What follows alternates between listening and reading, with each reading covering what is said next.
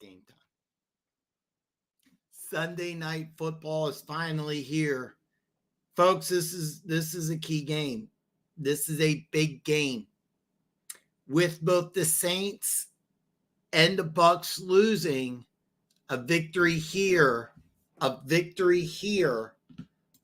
makes Atlanta 2-1 in a three-way tie in what looks like a fun division.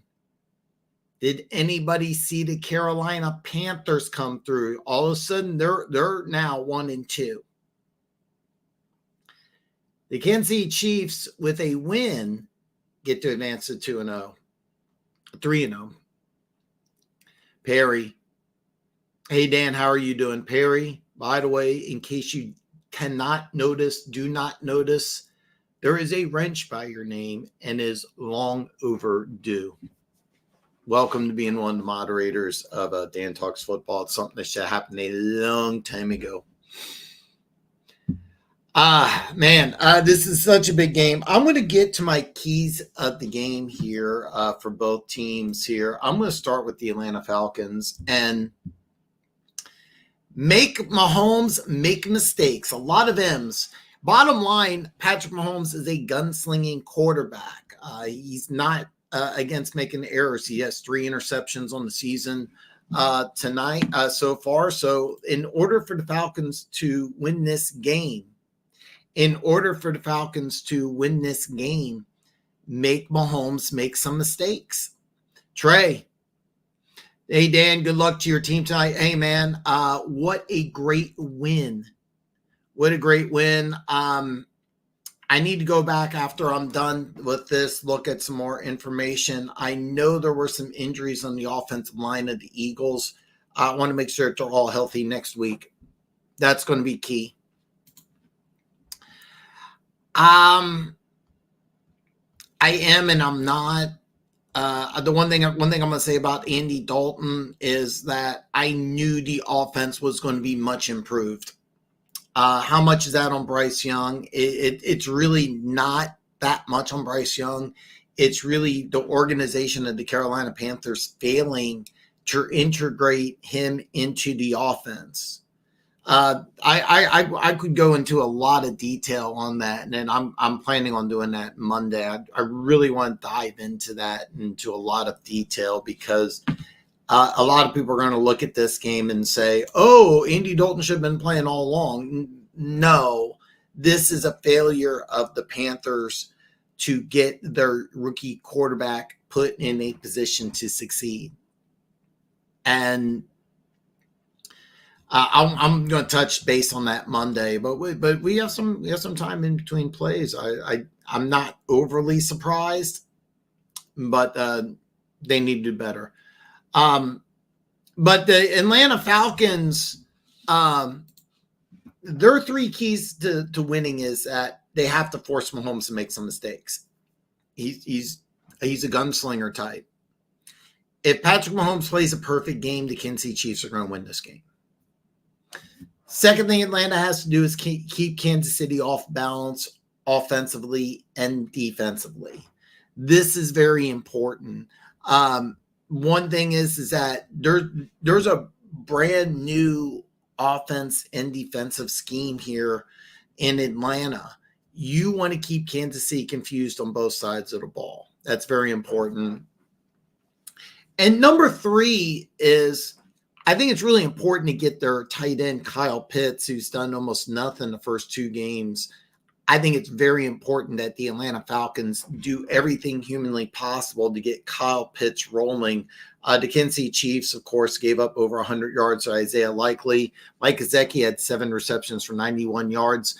But the tight ends had, as a whole, against the Chiefs last week, the Cincinnati Bengals tight ends, and they don't throw to the tight end that much, is over 150 yards. You have Kyle Pitts. This is a guy I just loved out of college. He ran a 4.41 at the combine. He's 6'6". He's 240. You got to get him involved. If you don't get Kyle Pitts involved, I don't think you're going to win this game. With the Kansas City Chiefs, the Chiefs' 3 keys to the game. Number 1, where's Judon?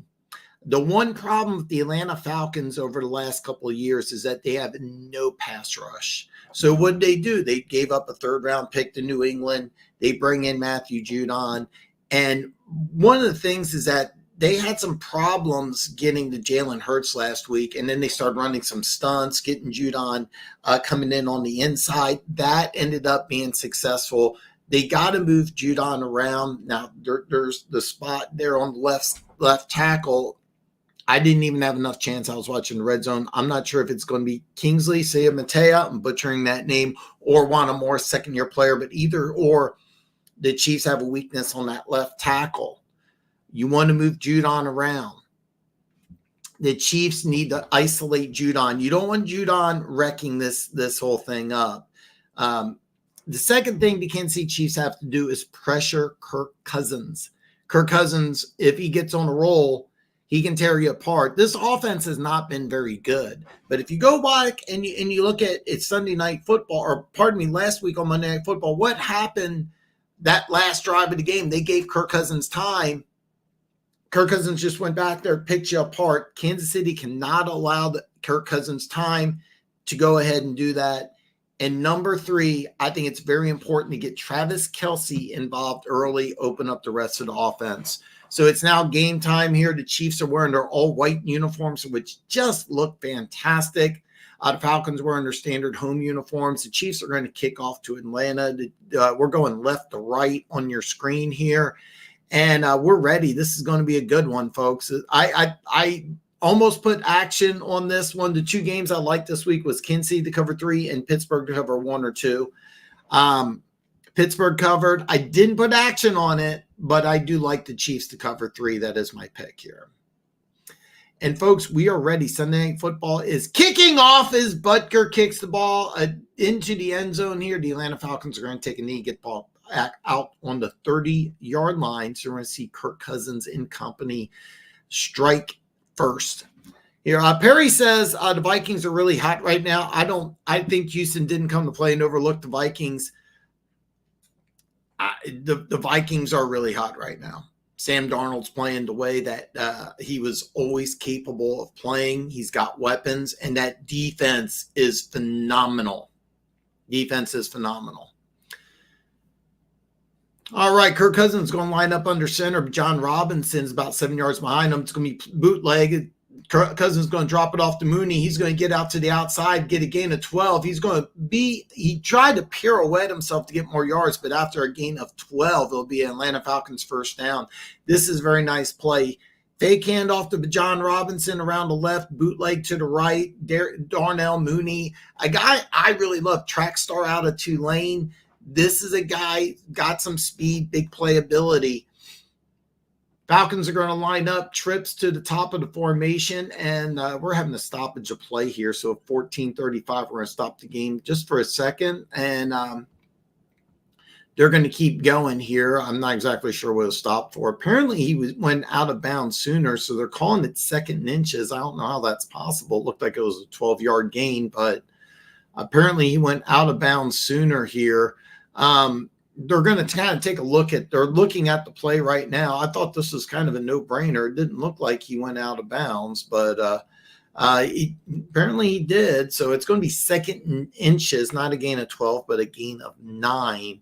The Atlanta Falcons are going to huddle up. The play clock is now going under 10 as the Falcons break the huddle here. It's going to be trips at the top of the formation. Correction, it's they're going to motion Mooney, or I'm sorry, that's Ray McLeod. Play action pass here. Kirk Cousins to Mooney. He's at the 40, 35. Nice play by the Falcons. A nice play action pass here. Again, almost the same play that they ran the first time around, but the second time around, they did it even better. Yeah, you probably are, Perry. Apparently I'm behind. I think YouTube stream is just slower. So. But, yeah, and by the way, that could have been called a penalty here.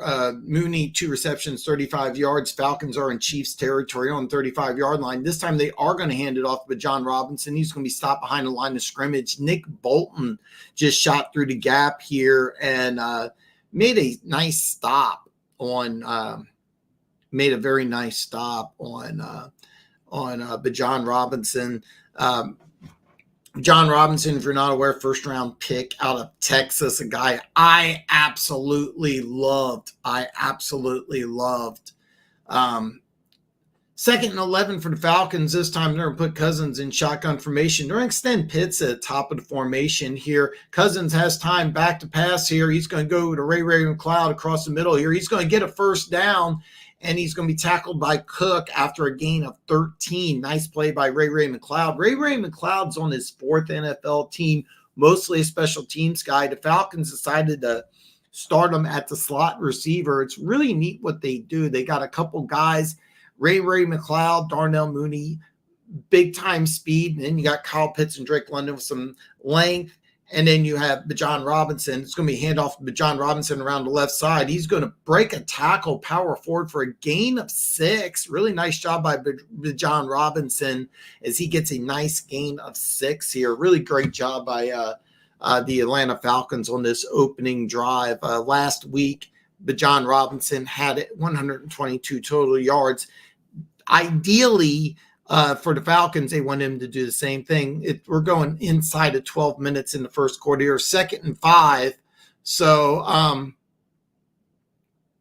Kirk Cousins in the pistol. It's going to be a play action passer. I tried to get Ray McCloud. He's going to bounce it outside, but he's not going to get a first down. It's a gain of 3. It's going to be 3rd and short.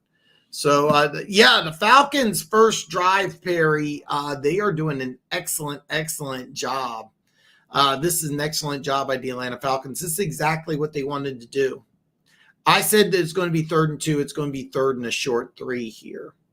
As we go inside 11:30 in the first quarter, Falcons got the opening kickoff. Really nice drive here by the Atlanta Falcons here. The Falcons are going to go. Pitts is taking a breather here. They're going to go 2 wide receivers to the top. They're going to split Bijan Robinson to the bottle. Drake London's it's actually an empty set here for Cousins. Cousins go to the end zone. Wide open, blown coverage. Drake London, touchdown, Atlanta. Drake London, touchdown, Atlanta Falcons. This is a nice job by the Falcons. This is a blown coverage here. What they did is just went empty set. Very nice job here. I'm not exactly sure what happened. What they did, it was called an old school wheel route, where basically the outside receiver cuts in, and then the inside receiver would just go right around at the bottom of the formation or at the top near the sideline. Very nice job by the Atlanta Falcons. The extra point, they're going to line up for the extra point here. The extra point is up. The extra point is good. 11:07 is left in the first quarter. We have Atlanta 7, Kansas City nothing. So early on, it looks like it's a good thing for the Atlanta Falcons here. And Kansas City Chiefs got some work to do here. So as we go on a commercial break, Kansas City down by 7 here. Perry says, I like London coming out of USC. I was hoping the Lions could have got him, pair him with the Sun God. I think it would have been a better fit. Personally, I think it would have been a much better fit than Jameson Williams. But Jameson Williams didn't do bad. I mean, hey, listen, Detroit's 2-1. Nice job by the Detroit Lions here. I wonder if I could take, so right now I could take the money line for Kansas City at plus 101, or I could take Kansas City plus 2.5. So I can actually put some action down mid game here for Kansas City. Matter of fact, let's do that. Let me see if I can go ahead and do that. I don't know why it's not letting me do it. I'm trying to put some action down here. Trying to put some action down on the game here. Having some issues with BetUS. I'm a proud affiliate with BetUS. I'm trying to put some action down here, and it won't let me do it. And I'm getting an error. Okay, here it is. All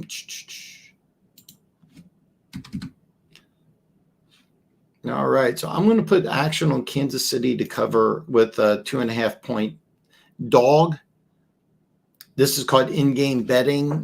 For those of you who are not familiar with it, once the game starts, you can make in-game bets. This is my first in-game bet with US. It's actually processing right now. I'm taking Kansas City plus 2.5 at negative 114. My $25 bet will win me $21.93. So put a little action down on the Chiefs here, even though they're down by 7, but I get 2.5 points, showing my full confidence in my Kansas City Chiefs. Showing my confidence out in the Kansas City Chiefs. I want to touch base on some of Perry's comments here. The Minnesota Vikings, I can argue the NFC's hottest team. So, I mean, really good team all around. Aaron Jones had a good day. Sam Darnold, I always thought he was going to be really good. But the defense, that defense is amazing.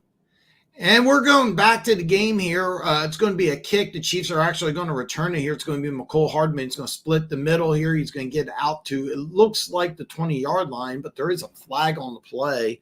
We're going to see what the flag is. And then it's going to be holding against the Chiefs. That's gone back Kansas City up here. Gibbs had 83 yards. David Montgomery 105 on the ground. Then the Sun God 75 yards. I like the division. I didn't get a chance to see as much of it as I would have liked. Full disclosure, Perry. Chiefs are out lined up on their 11-yard line here. It's trips to the bottom of the formation here. Xavier Worthy to the top here. It's going to be Carson Steele to Patrick Mahomes right. Patrick Mahomes shotgun formation. Patrick Mahomes going to scramble here. He's going to go across here. He's going to hit. Ooh, and miss Rashee Rice. Ooh, it would have been a first down here. Denver Gator! What's up, you football jive turkeys? Broncos win and looked great doing it. They looked phenomenal. Bo Nix looks great. Bo Nix looked great. Out of all the rookie quarterbacks, he's the guy that I really felt looks most comfortable in the NFL offense. I do want to touch that based on that. Back to game here. Trips to the bottom here. Xavier Worthy to the top. Correction, that's Juju Smith-Schuster. Xavier Worthy's to the bottom. He's going to go ahead and take the slip screen, get out of bounds after a gain of 9. It's going to be third, and actually they're going to give him a first down. I thought he was short, but they're going to give him a first down. It was Juju Smith-Schuster to the top, trips to the bottom. And we're seeing Juju Smith-Schuster get to start with Rashee Rice, Xavier Worthy's. This time, Xavier Worthy is going to line up in the backfield as a running back. Carson Steele is going to be to Patrick Mahomes' left. Xavier Worthy to the right. They're in motion. Worthy to the top of the formation. Xavier Worthy is going to catch the ball out of backfield here. Basically, this is an extended run, a gain of 8 for the former Texas standout, Mr. 4.21. In case you're not aware, Xavier Worthy broke the 40-time record running a 4.21 at the combine. And I really like the way that they're using him early on. It's going to be second and short here for the Kansas City Chiefs. Carson Steele's getting the start here. Sky Moore's going to check into the game. He's at the top of the formation here. It looks like it's trips at the bottom here. Carson Steele's going to kick the handoff around the left side. Power forward for a gain of, I believe that's 6, and a Kansas City Chief first down. So I really like the way they're doing it. I can't wait to touch base on this because I was very impressed, and I'm not worried about that at all. Not I mean, if I was a Denver fan, but hopefully you get what I'm saying. Chiefs are going to go with 12 personnel. Noah Gray enters the game. It's 2 tight ends, 2 wide receivers. They're in motion. Kelsey to the bottom of the formation here. Patrick Mahomes going a little slip screen to Travis Kelsey. Travis Kelsey is going to try to break a tackle. Stopped immediately after a gain of 1, so it's going to be 2nd and 9 for the Kansas City Chiefs. And this is one of the things I thought that the Kansas City Chiefs should do early is get Kelsey involved. That way it opens up the rest of the offense here. What you want to do is you want to get Travis Kelsey involved so that you can have the big-time threat. When I mentioned earlier, Wanda Morris is going to get started left tackle. Patrick Mahomes, empty set here. Patrick Mahomes back to pass. He goes across the middle stretch. Rashee Rice at midfield. He's going to be tackled after a gain of 13. Nice play by Rashee Rice as they invade Falcons territory. I said a gain of 13. I believe it's 17. I'm just going eyeball here. Gain of 17. For those of you who are worried about fantasy numbers, I can provide those for you, but I don't have anything pulled up currently. This is just a nice little job. What they did is ran everybody else out. Rashid Rice just made a curl, first down, Kansas City, as they are on the Falcons 48-yard line. Patrick Mahomes back to pass again. Patrick Mahomes is going to, it misses Juju Smith-Schuster just by a little bit. He threw it outside of Juju. This is part of when you bring new players in. Everybody's not completely on the same page. It's going to be 2nd and 10 for the Atlanta Falcons here. Is one thing Kansas City decided to do early on without Isaiah Pacheco is they're just going to throw the ball a lot. Look, you got Patrick Mahomes, you got a bunch of weapons. Let's use them. Noah Gray is going to give Kelsey a break here. 2 wide receivers to the top of the formation here. Patrick Mahomes back to pass here. He wanted Noah Gray. Noah Gray was covered. Patrick Mahomes scrambled, and he's going to be short. It's a gain of 7. Does take a nice hit, though. One thing the Falcons want to do is keep Mahomes uncomfortable. Nice hit there at the end of the play here. This was a nice job here. Actually, the Chiefs got away with a little bit of a hold here, holding on Judon. This is going to be 3rd and 1 here. Patrick Mahomes is going to go under center here. Chiefs are going 2 tight ends. Chiefs are using a lot of motion. They're not on the same page. Patrick Mahomes is going to call a timeout. So on 3rd and 1 here, 7:33 left in the first quarter, Patrick Mahomes calls a timeout. We're going to take a quick break. It looks like this is a 30-second timeout. Little concerned that the Chiefs are using a timeout this early in the first quarter, but not an issue here. Wanda Morris getting the start is not the end of the world here. They got 2 guys that can play left tackle. I would have liked to see Sua Matea grab a hold of that position, hold on to it, but he had some issues last week against Cincinnati, so Wanda Morris is going to get the start today. It wouldn't surprise me if Sua Matea gets some playing time. Wouldn't surprise me at all here. 3rd and 1, if you're just tuning in, the Atlanta Falcons took the opening drive, went right down the field, scored touchdown. Kansas City got the ball. They're driving in Falcons territory here. They're on the Falcons 38-yard line. It's 3rd and 1 here. Correction, 39-yard line. Patrick Mahomes is under center here. Chiefs are using 2 tight ends, 2 receivers here. It's going to be a handoff to Carson Steele. He's going to be stopped behind the line of scrimmage, but he powers forward. It's going to depend on the spot. It looks like he got enough for a first down. I wouldn't be surprised if they measure this because they're going to measure this short. This is going to be 4th in inches. 4th in inches. And I'm going to take a look at the replay because I'm going to be honest with you. Even though he was stopped, it doesn't look like it was a good spot. 4th in inches, the Kansas City Chiefs are going to go for it here. They got Rashid Rice lined up as a running back. They're going to give him the ball, and he's going to run forward and get the first down. The Falcons are going to push him back. The Falcons are pushing the referee. The Falcons are pointing that they stopped him, but the referees are moving the chains, and it's going to be a first down. The Chiefs get a little creative here and use Rashid Rice as a running back. I kind of like this play here. Matthew Judon, by the way, did an excellent job blowing the play up, but the Chiefs do get enough for a first down. I really like this. I really like the Matthew Judon. He really looked like he's integrating himself to Falcons offense here. And even though it was a first down here, looks like the Falcons are going to challenge this. So the Falcons are going to challenge this. I'm going to tell you right now, they're going to lose this challenge. You have to have indisputable evidence that you stopped Rashid Rice before the first down. You're not going to get that here. So we're going to stop the game. 6:22 left in the first quarter. We're at the first challenge here. Because what the drill is that Judon stops Rashid Rice before he gets first down. Rashid Rice turns his body and does get the first down. Now, if this would have been where it was called the Falcons ball, then there's not enough video evidence to overturn this. This is going to be a lost challenge, and I think a bad challenge here by the Atlanta Falcons. But since we're going to commercial break, I'm going to get to read some comments. Perry, I'm not concerned about that at all. The reason why is you get a win. And most important, Bo Nix looks comfortable in that offense. He not only looks comfortable, he looks like he knows what he's doing. And that's the most important thing, is that I want a rookie quarterback who knows what he's doing. I watched Caleb Williams. Keep in mind, I didn't watch the whole game. I watched Red Zone. I'm going to watch more of that. The only time he really looks comfortable is when he's scrambling around. He doesn't look like he belongs in an NFL offense. And I also don't like the fact that you have a defense that is just terrible against the run and you throw the ball 58 times. The way that they're managing Caleb Williams right now, I think is just absolutely terrible. The way that the Broncos are handling Bo Nix is, I think, nothing short of genius. They're going to win a lot of games if defense plays that well. I really think he's already there. I think the Broncos are a playoff team.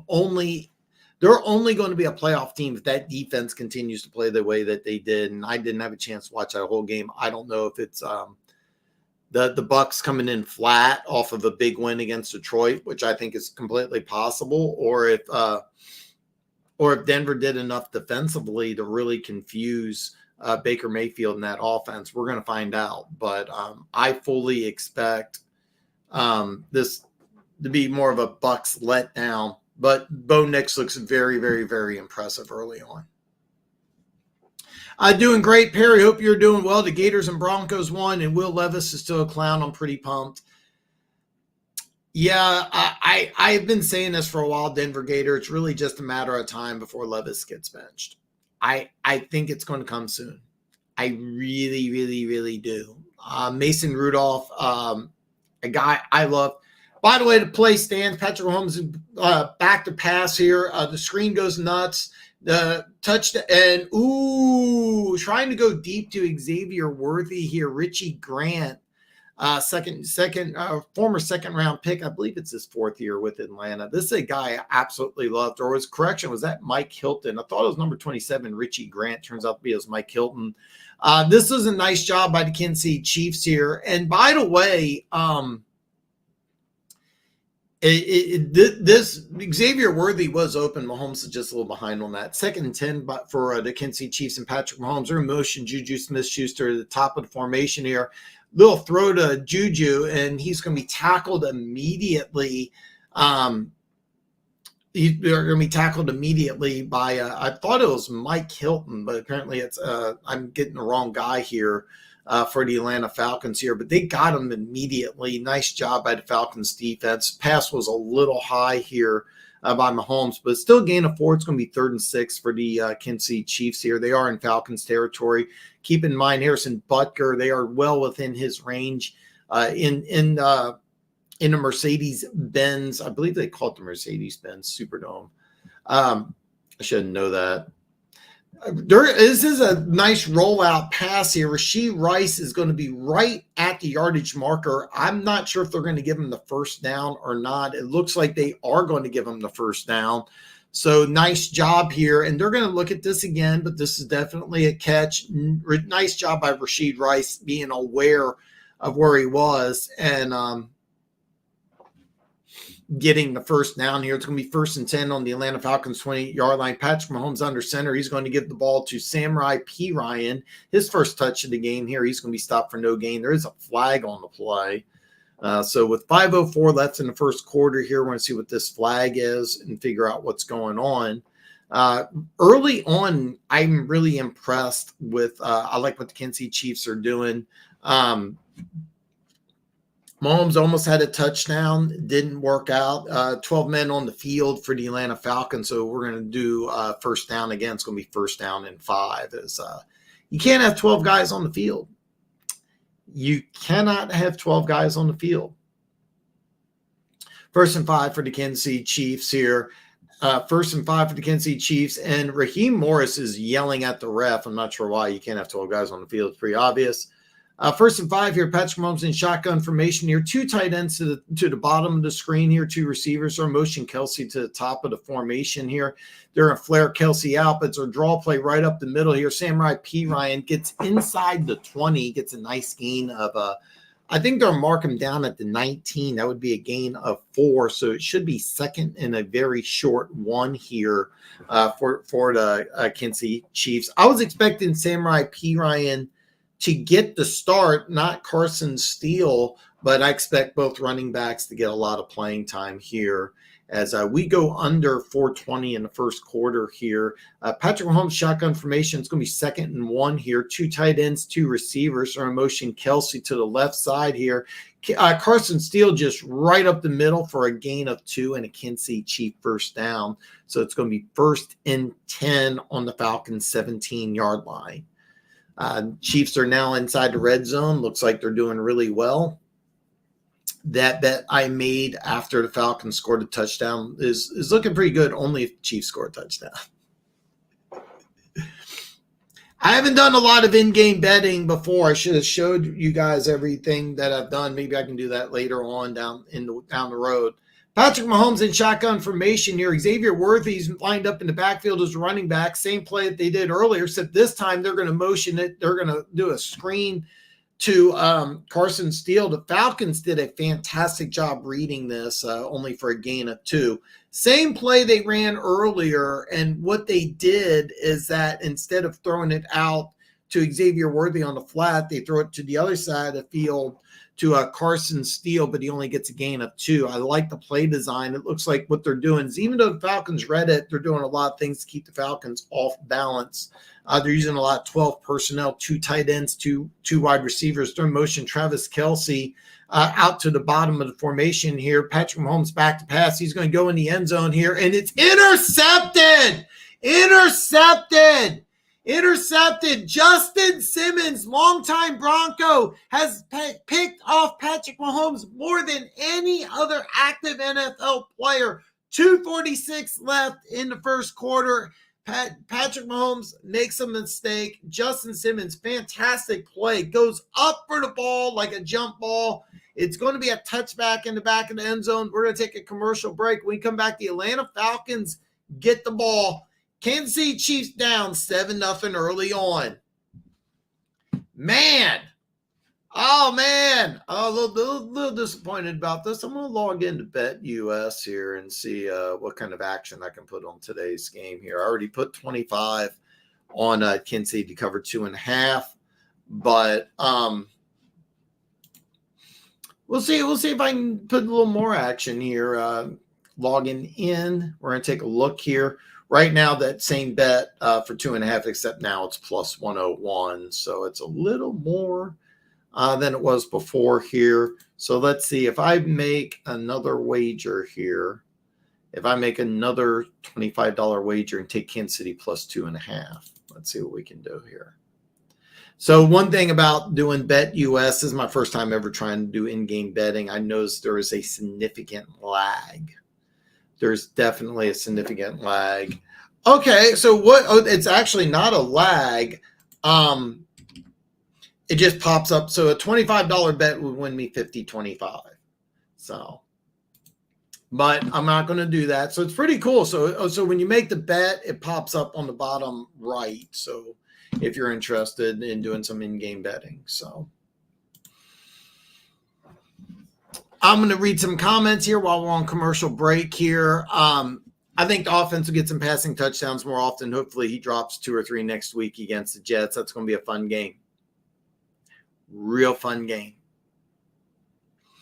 It's also a really good challenge. You have a defense that stifled the New England Patriots to 3 points. New York Jets at 2-1. They're a dangerous team right now. But I'm really impressed with Bo Nix. Perry says, I think the 49ers could be in trouble. Dak put up numbers today, but he couldn't will his team to a win. It was a close game. What are your thoughts on the Dallas game today, Dan the Denver Gator? Full disclosure, I missed the last half of the red zone. So like right before I came on to do the show, I was about the third quarter, so I just seen the last of it. But when I saw early on, I saw Baltimore really beating up Dallas, and it looks like Dallas was making a comeback. 1st and 10 for the Atlanta Falcons on the 20 here. It's going to be a handoff to Bijan Robinson. He's going to make a move. Nice job by Bijan Robinson. What could have been a stop for no gain ends up being a gain of 6. Nice job by Bijan Robinson, just cutting back to the inside here. Really, really good job by Bijan Robinson. But I'm going to say this. The Baltimore Ravens, last I saw, the Baltimore Ravens really dominating that game. They're going to give it 5. It's a long 5 or a short 6 here. It's going to be another handoff for Bijan Robinson. He's going to get first down as he goes right outside the right tackle and gets a gain of 6. Nice job by Bijan Robinson. Nice job by the Atlanta Falcons early on, doing what I said that they should do, keep the Kansas City Chiefs off balance. They got a turnover, make Mahomes make mistakes. You got a mistake because if Patrick Mahomes plays a perfect game, which he obviously can't now, Chiefs are going to walk away with this game. You made a mistake, and offensively, they're doing a really good job keeping the Chiefs off bounds. Kirk Cousins under center. Another handoff to Bijan Robinson, but George Karlaftis stones him about 2 yards behind the line of scrimmage. That's a vicious hit. George Karlaftis, third-year player out of Purdue, one of the Chiefs' first-round draft picks. They traded back in the first round to get this kid. This is a guy, ignore what PFF says. This is one of the best defensive ends in football. A little undersized, very high effort, plays against the run. They're going to call it 2nd and 11. It's really more like a loss of 2 here. Kirk Cousins is in the pistol, and they're going to motion Mooney here to the top of the formation here. They're going to throw Mooney the ball here. He's going to catch it at the 30, make a nice move, but Bolton corkscrews him down to the ground here, and it's a gain of, I'm going to call it 4. It's going to be 3rd and 7 here. And what the Falcons were doing, very similar play design to what Kansas City did, is that they motioned Mooney back in the backfield to the top of the formation behind the line of scrimmage. They wanted to get Mooney, the former Tulane track star, the ball in the open field, tried to get him to make a move. Nick Bolton, Chiefs middle linebacker, made a great play. It's actually 3rd and 9. I'm a little off on these numbers today, but Kirk Cousins, shotgun formation, Bijan Robinson to his right, trips to the bottom of formation, Drake London to the top here. Kirk Cousins is under pressure. He scrambles around to the top of the formation. There's going to be a flag. That's usually a hold, and it's going to be 4th down here. I want to take a look and see what this flag is. It's usually the way that where the location was usually an indicator of holding. That's where I see it. The referees are going to get together. Bijan Robinson's body language is indicating that it is a hold. It looks like it's going to be a 4th down here. We're going to get the official word of what's going on, and then we'll see here. I can't tell the Falcons linemen that they're showing on the TV screen here, but there's some delay here. It's a legal hands to the face here for the Atlanta Falcons. It's going to be a 4th down here. And that was, is that Bergman? Bergman's the 2nd-year player. Yeah, legal hands to the face. Berginen, actually, I'll tell you the truth. They were showing Berginen, but on the clip, it looked like that was Jake Matthews, longtime left tackle, son of Bruce Matthews, NFL Hall of Famer, one of the best offensive linemen I've ever seen play. So after the turnover, Falcons are able to get a 1st down. Then they have to punt the ball away here. Chiefs going to drop. Oh, really nice punt. Goes all the way back down to the 9. Miracle Hardman's going to cut back to the field here. He's going to run to his own guy, get out to the 21-yard line, and that's going to end the first quarter. So at the end of 1, we have Atlanta 7, Kansas City 0. But we still have 3 quarters left to play. As we go to a commercial break, I'm going to read all your comments. I'm also going to hop on BetUS and take a look and see what some in-game bets are available. I already took one $25 bet. I got Kansas City plus 2.5. And we'll see what else is available. I might put another bet down. I might get a little crazy here today and see what's available. Right now, it's still at 2.5. It's out negative 103. Over under is at 43.5. I really like the over so far because I think we're going to see some fireworks, even though these are 2 really, really, really good defenses. Touch base on this. I was watching Baltimore really beat up Dallas. And now I kind of want to see Dallas, what they did to come back, what they were able to do successfully. But it's going to be is it 49ers in Dallas next week? Because if so, that's going to be a fun one. If so, that's going to be a fun one. Dallas will play New York on Thursday night. Should get a win. And New England at San Francisco. Most likely, that's a probable win. Sorry to my buddy Keaton from Keaton Talk Sports, but he knows. Perry is good. The Lions won. Very entertaining game. A game that I predicted I like the under in that game. Even though both teams have a good offense. I think Arizona Cardinals, even though they're 1-2, there's a lot to like about the Arizona Cardinals. Net NFC North is looking really, really interesting. Malik Willis had a phenomenal game. Green Bay, after losing in Brazil, they're 2-0, so they're at 2-1. Of course, the Bears are 0-3. Mismanaging Caleb Williams. I seriously think that things continue. You could see you during this offseason, we're going to see some coaching and probably front office changes with the Chicago Bears. Titans would be picking top 5 if this guy keeps up. They would be, they're going to be picking. That was my favorite. Come back to the game here. It's 1st and 10 for the Kansas City Chiefs at their own 21-yard line. During motion, Xavier Worthy to the top of the formation here. They're dumping out to Rashee Rice at the bottom. Rashee Rice pirouettes and gets a gain of 5 before he's pushed out of bounds here. Nice play call. What they did is they took Xavier Worthy, motioned him to the top of the formation. So what they did is I think you're going to see this a lot with the Kansas City Chiefs. They went to Xavier Worthy early and deep. So they're going to use Xavier Worthy as a decoy for a large part of this game. It's going to be 2nd and 4 here for the Kansas City Chiefs. Shotgun formation here. P. Ryan, Patrick Mahomes, right. It's going to be P. Ryan right up the middle here. He's going to be stopped after a gain of 2. So it's going to be 3rd and short here. Looks like it's going to be 3rd and short at the 29-yard line here. P. Ryan is, I don't think he's banged up, but he's taken off his helmet. So I think something got jingled up in there. One of the pieces fell out or something like that. One of the pads came undone. They're calling it 3rd and 1. It's really much closer to 3rd and 2, but they're going to call it 3rd and 1 here. Patrick Mahomes shotgun formation here. He's going to motion Carson Steele to the top of the formation here, but it's just to get Travis Kelce the ball for a Kansas City Chief first down. Nice job. What they did is they motioned Carson Steele. He was to Patrick Mahomes' right, then left.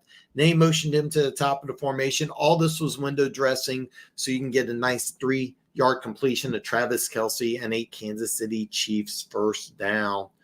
Nice job by the Kansas City Chiefs offense this drive. Nice job by the Chiefs offense last drive. 1st and 10 for the Kansas City Chiefs. Patrick Mahomes under center.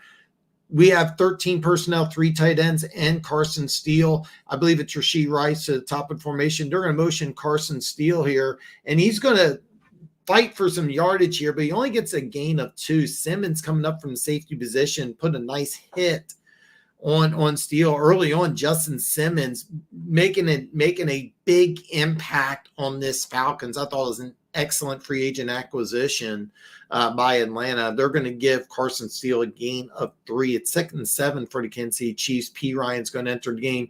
Trips to the top of the formation here. They're going to motion out to Rashee Rice. Rashee Rice breaks a couple tackles and gets a Kansas City Chiefs first down as he corkscrews himself to the Kansas City Chiefs 48-yard line. I believe it's a gain of 13. So Rashee Rice, early on, they really don't have an answer for Rashee Rice. What they're doing is the Kansas City Chiefs are just saying, hey, let's get this guy in the open field and let's make him make some damage here because he broke about 3 or 4 tackles here. Rashee Rice early on is dangerous. 4 receptions, 41 yards.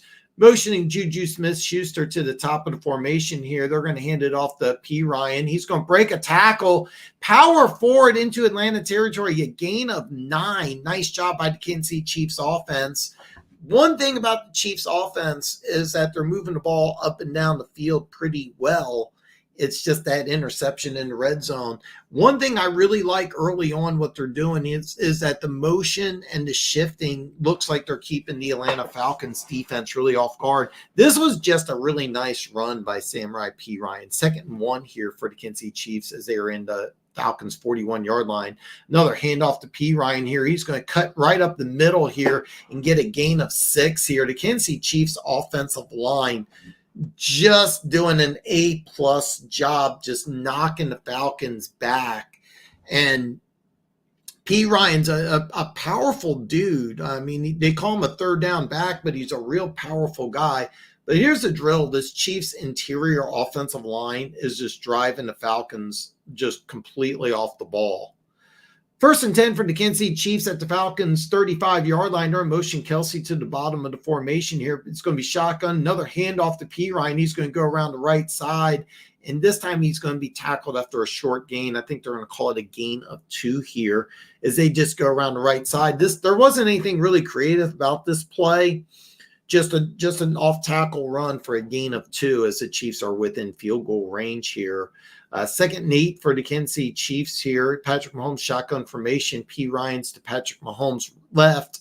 It's going to be one guy to the top, 2 at the bottom here. Patrick Mahomes. I'm not really sure what happened here. It looked like there was some confusion. Patrick Mahomes wanted something pump faked. Didn't see the blitz. Ellis came in on a linebacker blitz. And nice job by Ellis is what they did is he was lined up at the nose, came around to a stunt, and there was some confusion with the Kansas City Chiefs. I'm not really sure what happened here. The camera angle is a little off, so I couldn't see who was lined up where.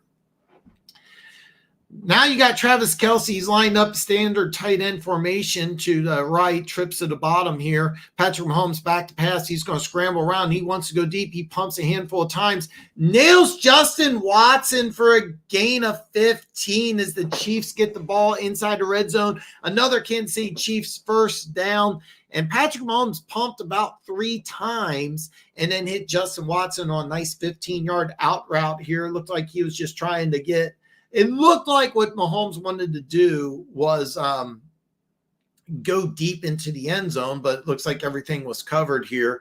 And they're showing a replay here, and this is what's called a layers route. And for those of you who don't know, is that it's basically 3 players going to one side of the field, short, medium, and long. And what they're trying to do is get Worthy to go long, but they had Worthy double covered. Justin Watson was wide open in the middle for a first down. There was a little run play here, but it was stopped for no gain. There is a flag on the play. We're going to see what the flag is here, but it looks like it's going to, if the play stands, it's 2nd and 10, but the referees are converging together here. 9:48 left in the second quarter here. Atlanta took the opening drive down the field, scored a touchdown. Chiefs took their opening drive, went downfield, but threw an interception. Falcons afterwards had to punt. Kinsey's now driving. Unfortunately, this is going to be offsetting penalties, which is good for the Kansas City Chiefs because instead of 2nd and 10, they're just going to replay first down here. So it's going to be 1st and 10 for the Kansas City Chiefs as they are inside the red zone. They're on the Atlanta 19-yard line. Correction, they're actually right on the 20. I thought it was the 19. 1st and 10 again, they're in motion. Justin Watson at the top of the formation here. Carson Steele to Patrick Mahomes left. Patrick Mahomes back to pass. He's going to check it down and incomplete here. It looked like Patrick Mahomes wanted to take another shot at the end zone. It was covered. Tried to check it down. The steal was unsuccessful. So with 9:30 left in the second quarter, it's going to be 2nd and 10 from the Atlanta Falcons. From the Atlanta Falcons 20-yard line. Falcons still up 7-0 here, but the Chiefs are driving. Chiefs, shotgun formation here. Carson Steele, Patrick Mahomes right. It's going to be a little slip screen here. It's going to be Xavier Worthy, and he gets tackled after a nice gain of 7. What this was is just a little catch the ball, throw it out, get your speed guy in the open field, gets a nice gain of 7. 3rd and 3 for the Kansas City Chiefs. 3rd and 3, a very key third down here for the Kansas City Chiefs. The Chiefs are obviously well within Butker's range. but you really want to tie the game up. You don't want to go ahead and just be up, just be down here. It's going to be trips at the bottom of the formation here. Kelsey at the top here. They're in motion. Rice here. Patrick Mahomes back to pass here. A little throw to Rice. He's at the 5. Touchdown, Kansas City! But there's a flag on the play here. We're going to take a look at the flag here. The referee, it looks like this is going to be against Kansas City.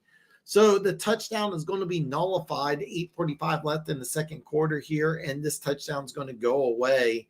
And it's going to be, oh no, it's going to be a personal foul against Atlanta, roughing the passer here. And what happened is, I'm not sure who number 0 is for the Falcons. It was incidental. That's Lorenzo Carter, former Georgia Bulldogs. A lot of Georgia Bulldogs on the field tonight.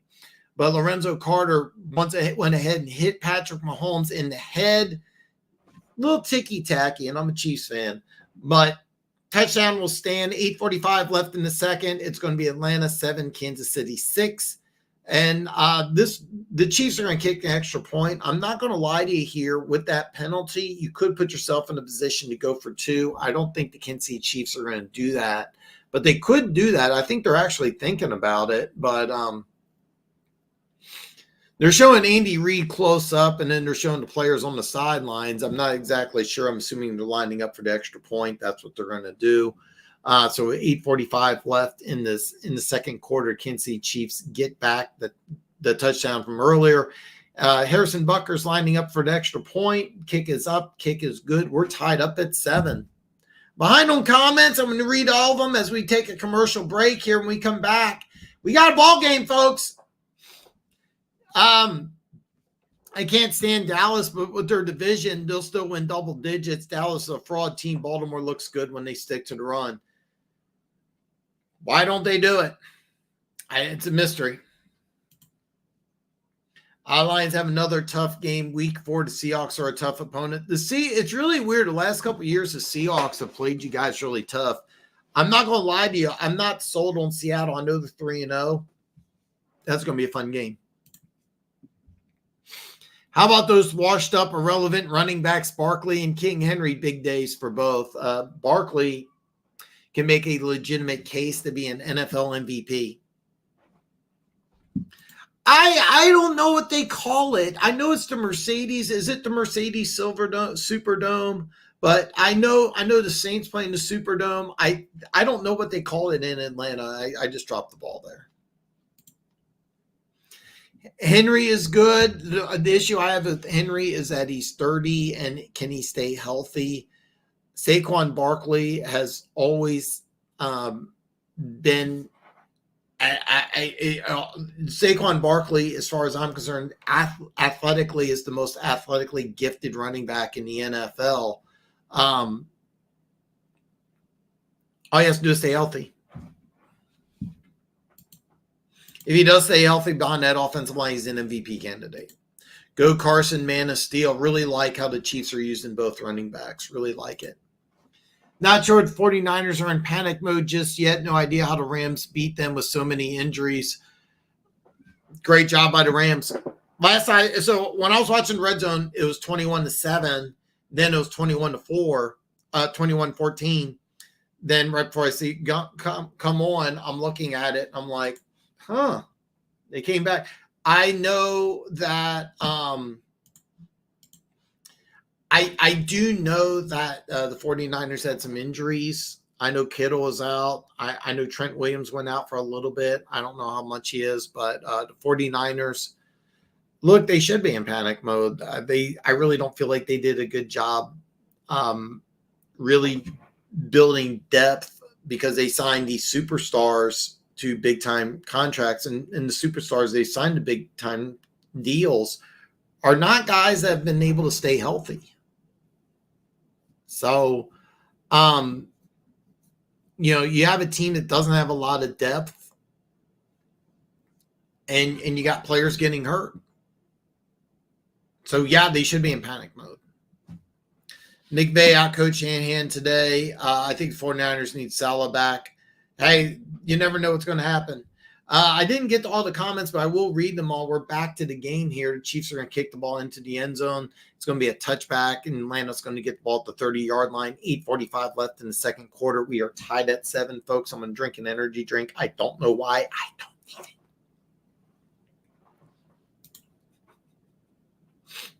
Nobody likes this Denver Gator. Andre, what's up, brother? Sorry, I'm a little behind on comments, but I will read them all.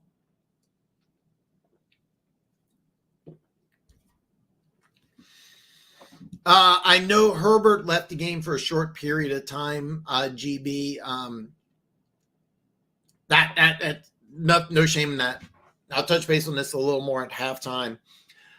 Kirk Cousins in the pistol formation. It's going to be Tyler Algier going to give John Robinson a little bit of a rest. And the Chiefs are going to dive on this, but this is going to be an incompletion here. Ray McLeod couldn't come up with the catch here. It's going to be 2nd and 10 for the Atlanta Falcons. But Chamari Connor was covering Ray McLeod, and they're going to look at this, but I really just think this is an incompletion. Nice job, though, because Ray McLeod did get 2 hands on the ball. This is close, but they're just going to call it an incompletion here. Tyler Algier, third-year running back out of BYU, guy I really like. He's going to go ahead. He's going to take the handoff around the left side. He's going to cut back, and he's going to get a nice gain here. They're going to mark him somewhere around 34, 35. It's going to be 3rd and either 5 or 6, depending on where they mark him out. Tyler Algier, and I'm probably butchering that name, as a rookie went over 1,000 yards. They still drafted the John Robinson, 8th overall. And it's a really nice 1-2 combo. But Tyler Algier is a 3-down back. Doesn't have that home run speed that John Robinson has, but he's a 3-down back with some size. Really big fan of his. It's 3rd and a short 6 here. Cousins in shotgun formation here. I believe that's Pitts lined up as a tight end, and then they're going to have Drake London to the top. The other receivers are at the bottom. Nice play here, but it's going to be incomplete here. There's a flag on the play here. We're going to see what this flag is, but they isolated Drake London one-on-one, got the matchup they wanted. It was a nice throw, and a roughing the passer. This one against Kansas City is going to be an automatic 1st down here for the Kansas City Chiefs. They're going to call this one Chris Jones. Chris Jones has got to be frustrated because instead of getting off the field, new life for the Atlanta Falcons here. And by the way, they were double teaming. Okay, so they were I'm not really sure what happened here. They didn't show it, but what they were doing is they're isolating Wharton, who was double teamed. Chris Jones lined up as a defensive end on the if you're looking on the Chiefs, it would be the right side. It would be the Falcons or Kirk Cousins' left side. And basically they put Chris Jones as defensive end. And then they lined up 3 players to the Falcons' right, tried to get a mismatch there. And they did, but I didn't see what happened with Chris Jones. So they're going to take a commercial break here, and then when we get back, we'll get back to some more football. I'm going to read comments here while we're on commercial break. You're a West Coast team traveling the East Coast for a early game. I'm telling you right now, there's no shame in that. That Steelers team is good. And one thing about the NFL, it's about matchups. With Patrick Queen signing with the Steelers, Steelers being healthy, they're very tough against the run. Chargers are a team that's rebranding themselves. They want to play physical, smash mouth football. And you know they go against a team on the road that's very good stopping the run. Chargers are still a very impressive team. So nobody likes this Denver Gator. The Rams' young defensive coordinator looks like he's a bright future as a DC. If I am correct, it's Chris Shula. That name should sound familiar. His grandfather won a few games as a head coach. He is a future NFL head coach, unless he wants to go into the college game. But yeah. He's matter of fact, it's funny. Both him and McVay played college ball together at a University of Miami of Ohio, one of the MAC schools. Know each other for a long time. He's by the way, he's probably going to be a future head coach, if not this year, next year. Maybe he wants to coach in college, but go Chiefs. It was Drake London. It was a really nice job. It was a simple, you know what I'm talking about. Not everybody will, but it was a wheel route. Both Chiefs defenders jumped the inside route, and Drake London wide open in the end zone. Great play call. Great play call. At Denver Gator, G. Sig McBride and Branch helmet to helmet. I understand why McBride. No, I didn't. Oh, wow. That's a bad call. Some very questionable calls early on. 1st and 10 feet, Atlanta Falcons at their own 49-yard line here. Cousins into pistol. Is going to hand off to John Robinson. John Robinson's going to be stopped right at the line of scrimmage for no gain. It's going to be 2nd and 10 for the Atlanta Falcons. I'm gonna level with you. There's some really bad calls early on. This officiating crew is flag happy and inconsistent. Normally, if you do sports betting like I do, that normally indicates more of a higher scoring game. Right now, we're tied at 7. So if you want to do a little over-under action, the way this game's being called, you want to take the over. We're going under 7:15 in the second quarter here. 2nd and 10 for the Falcons. Cousins in shotgun formation here. 2 wide receivers to the top, 2 to the bottom here. But John Robinson next to him. Cousins back to pass. He has time. And as Kyle Pitts wide open, and he's going to be tackled. There's another flag. But if this play stands, Kyle Pitts went all the way down to the 1. It's a huge gain if the play stands. We're going to find out. This officiating crew is calling a lot of flags, and they're very inconsistent. Bad calls both ways early on. We're going to see what this flag is. I have no idea. They're just showing flag, and they're showing players. I have no idea what's going on, but I will say they're showing Kyle Pitts, and he's walking back, and he doesn't look happy. This is a huge play that looks like it's going to be and it's holding against the Chiefs. Penalties. Okay, I'm sorry. It's holding against the Chiefs. The way that they were showing Kyle Pitts, he looked very, very upset. So I'm not really sure what's going on. I'm at a loss here, folks. I'm sorry, folks. Listen, I'm at a complete loss here because they're showing different things here. I don't have the sound on, so I can't tell you. I don't get what's going on as far as the penalties or the plays or anything. All I know is they showed Kyle Pitts. He looked angry after a 50-yard catch, so I assumed that it wasn't going to be a completion, but it turns out to be it is. Falcons at the 1-yard line. They're going to do an old school T formation, but John Robinson and so here's the drill. They're showing touchdown. They're going to look at this because it looked like he was originally stopped short from the camera angle they were using. It looked like he was stopped short. They're going to show another one here. We're going to take a look at it real fast here. John Robinson's going to go right up the middle, and that's a touchdown. Okay, never mind. Atlanta Falcons 13, Kansas City 7 in a very I'm sorry. I know I'm a Chiefs fan. It's very, very weird. Some very weird calls, very inconsistent. 6:37 left in the second here. I'm going to butcher names. So I'm just going to say Koo is going to kick the extra point. The kick is up. The kick is good. Atlanta 14, Kansas City 7, 6:37 left as we go to commercial break. I am going to go to BetUS because I still like Kansas City here, but we'll take a look and see what odds we can get. Dan, can you bet on other sports and BetUS ponies, hockey? And you can bet everything and anything. There's a lot of things. I'm only doing NFL, so that's what I've been promoting, but you can do a lot of things here. WNBA, soccer, Major League Baseball.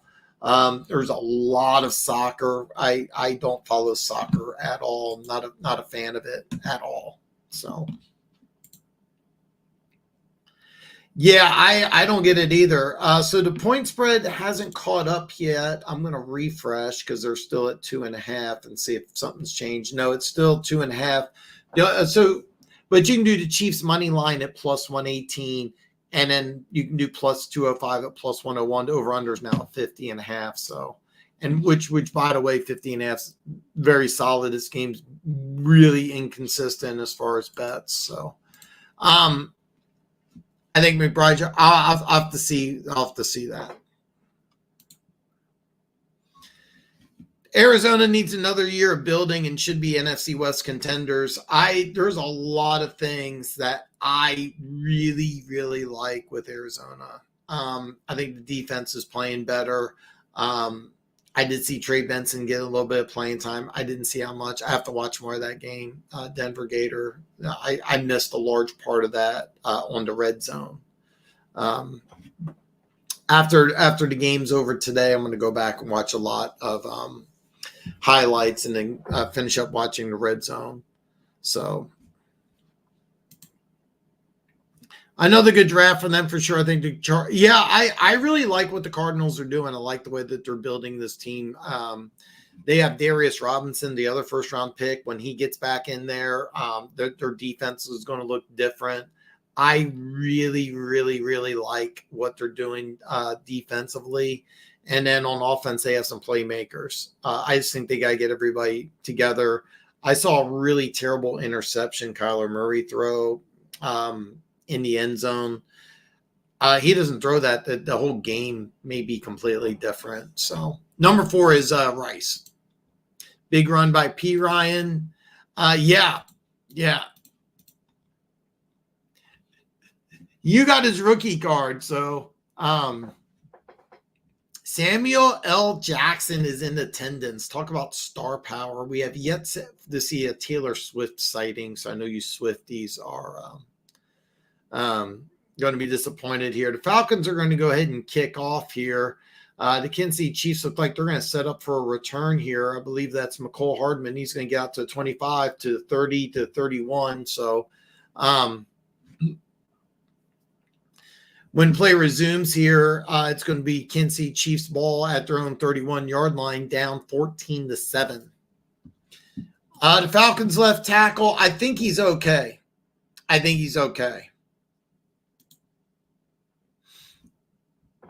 LOL, you may have heard of his grandfather won a few games. I have my moments. First and 10 for the Kansas City Chiefs here. Patrick Mahomes, shotgun formation. Carson Steele is going to take the handoff, breaks a tackle, breaks another tackle. Is going to power forward for a gain of 9. Looks like it's going to be 2nd and 1 here for the Kansas City Chiefs here. And so it looks like Carson Steele's sister is getting married today. And they're showing Carson Steele. Wow, they got the game on the big screen while she's getting married. That's fantastic. 2nd and 1 here for the Kansas City Chiefs. Patrick Mahomes, shotgun formation here, trips to the top here. They're going to motion Xavier Worthy here. It's a little window dressing just so I can give the ball to Carson Steele. He's going to power forward for a gain of 4 and a Kansas City Chiefs first down. Really like what they're doing here. One thing that the Kansas City Chiefs are doing is the offensive line is completely destroying the Falcons' defensive line. Carson Steele is doing an excellent job. Excellent job. Becoming a fan favorite very quickly, Carson Steele. Patrick Mahomes going to go under center here. 2 tight ends, 2 receivers. Going to play action pass. He wants to go downfield, but he checks it down to Noah Gray for a Kansas City Chiefs first down. Nice 13-yard completion here. And this was a play action pass. He wanted to go deep. But he checked it down to Noah Gray, wide open in the middle of the field for Kansas City Chiefs first down. The Kansas City Chiefs quickly get into Atlanta Falcons territory.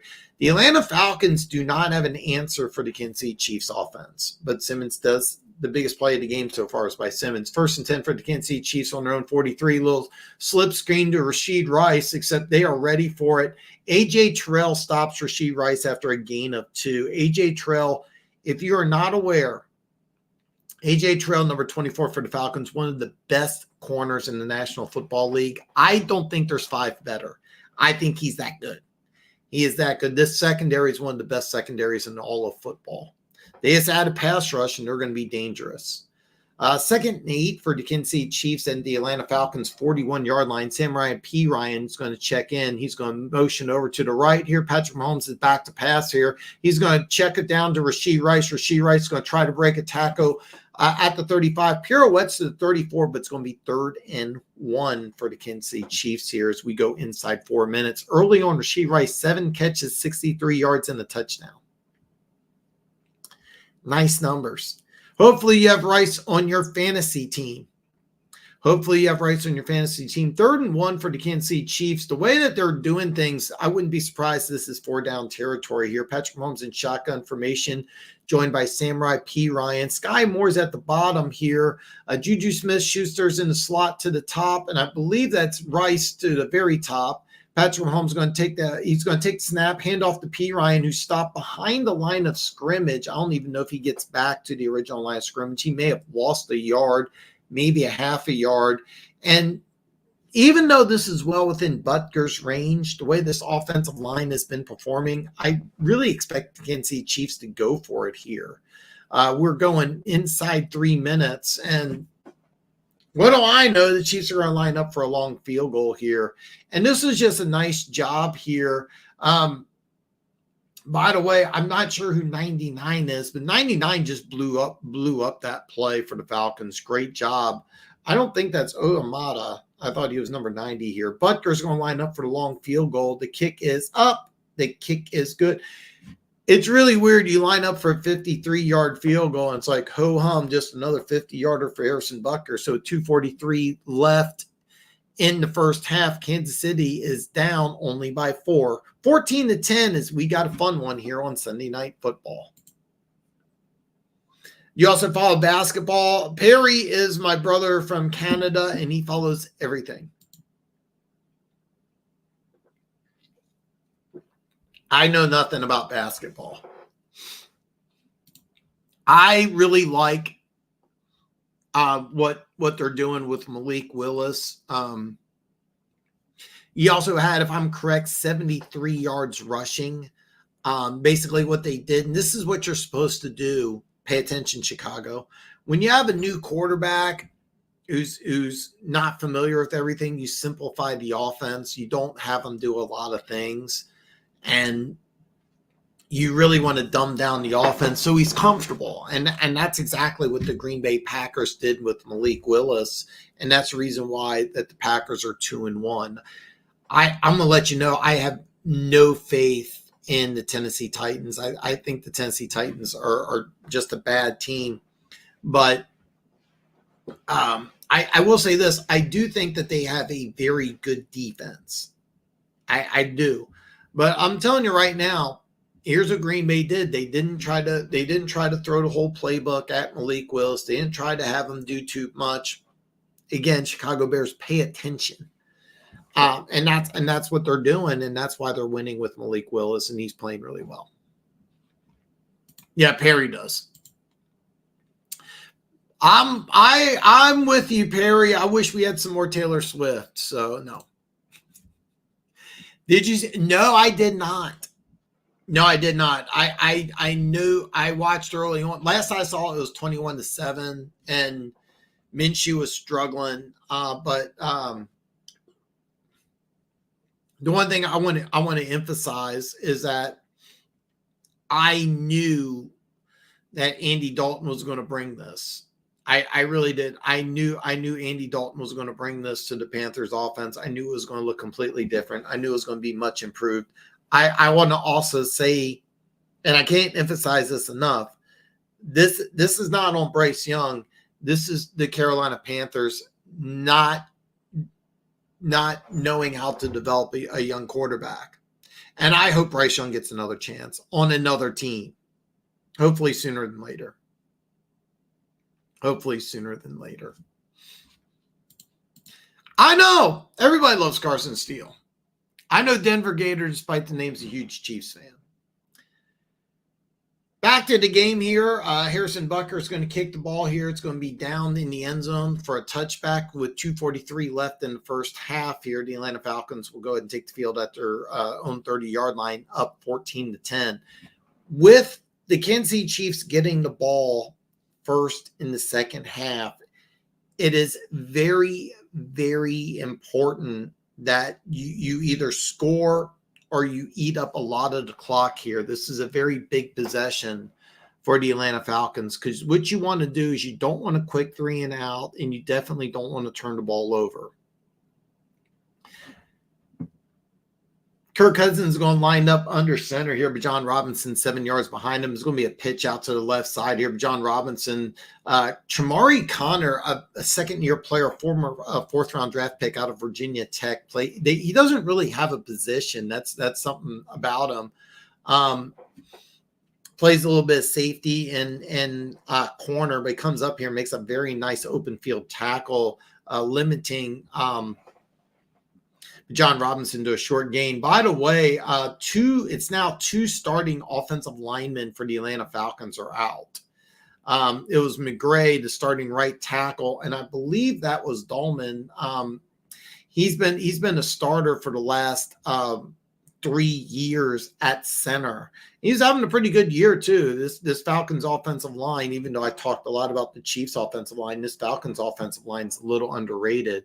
And what they're doing is with the backup center, he's taking some reps, and the Atlanta Falcons are going to take this all the way down to the 2-minute warning. And this is smart because you have McGray on the right side. He's a former first-round draft pick back in 2019.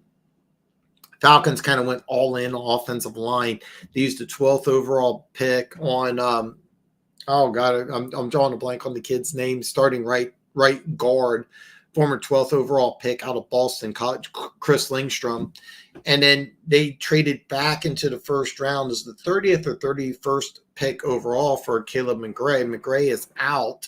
So you have 2 offensive linemen that are out. So Atlanta, what they want to do here is to try to just make sure that what they want to do is they just want to make sure they don't give Mahomes the ball back with enough time to even get 3. You want to keep that 14-10 lead going into the second half, because the Chiefs will get the ball, and the Chiefs do a very good job adjusting in the second half. So if you're the Atlanta Falcons, the number one thing you want to do right now is make sure you don't give the Chiefs the ball back in the first half. So also you want to give your offensive linemen, I don't know the extent of the injuries. These are minor injuries. What you want to do is give them an opportunity to come back in the second half. Don't put guys that are backups in a position with one of the best defensive lines in the NFL. So yeah, Perry does a lot of sports. I knew this, but he doesn't talk about it much. He doesn't talk about it much. So Minshew needs to shave that 70s corn. Thank you, by the way, for saying corn. I really appreciate that. It may make him play better. I didn't know he was benched. To tell you the truth, I'm not a fan of that, because I think you need to just stick with one or the other. Don't get me wrong. The Raiders are going to either draft or try to acquire a quarterback via free agency or a trade. I think the ideal situation is to draft the guy. But the thing is that if they draft somebody, he's going to need to play right away, like Bo Nix, like Caleb Williams, like Jaden Daniels. And I keep saying this: you have to put your team in the right situation. And this is something that they haven't been able to do with their own quarterback. So can they do this with a rookie? Oh boy. Return to play here, empty set here for Kirk Cousins and the Falcons, 2nd and 8 here. It's pressure, and he is hit. Cousins is hit. They're not blowing this dead. This is going to be a flag. So what happened is, I'm not sure if his arm was going forward. They didn't blow the whistle dead. One of the Falcons, I believe it was Mooney, kicked the ball out of bounds. Might not be that bad of a play, because there was a lot of Chiefs around here. So what you could have done is just batted it out. I like the move, just kick the ball, just get it out of bounds. There is going to be a flag, and they're going to march it back a couple of yards. The worst part is for the Falcons is that this will be a stoppage of the clock. So with 1:53 left in the second quarter here, we're going to find out the details here in just a moment here. I'm going to say this here. I don't like this officiating crew, but a correction, I said Kyle Mooney. It's actually Bijan Robinson who kicks the ball. That is going to be a penalty. So he kicked the ball at the 28-yard line. So what's going to happen is they're going to move the ball back, and I don't know off the top of my head, and I should know this. I don't know if it's a loss of down because instead of it just being second and back, it could be a third down. The one positive about this play is that it does stop the clock for the Kansas City Chiefs, who have 2 timeouts. So,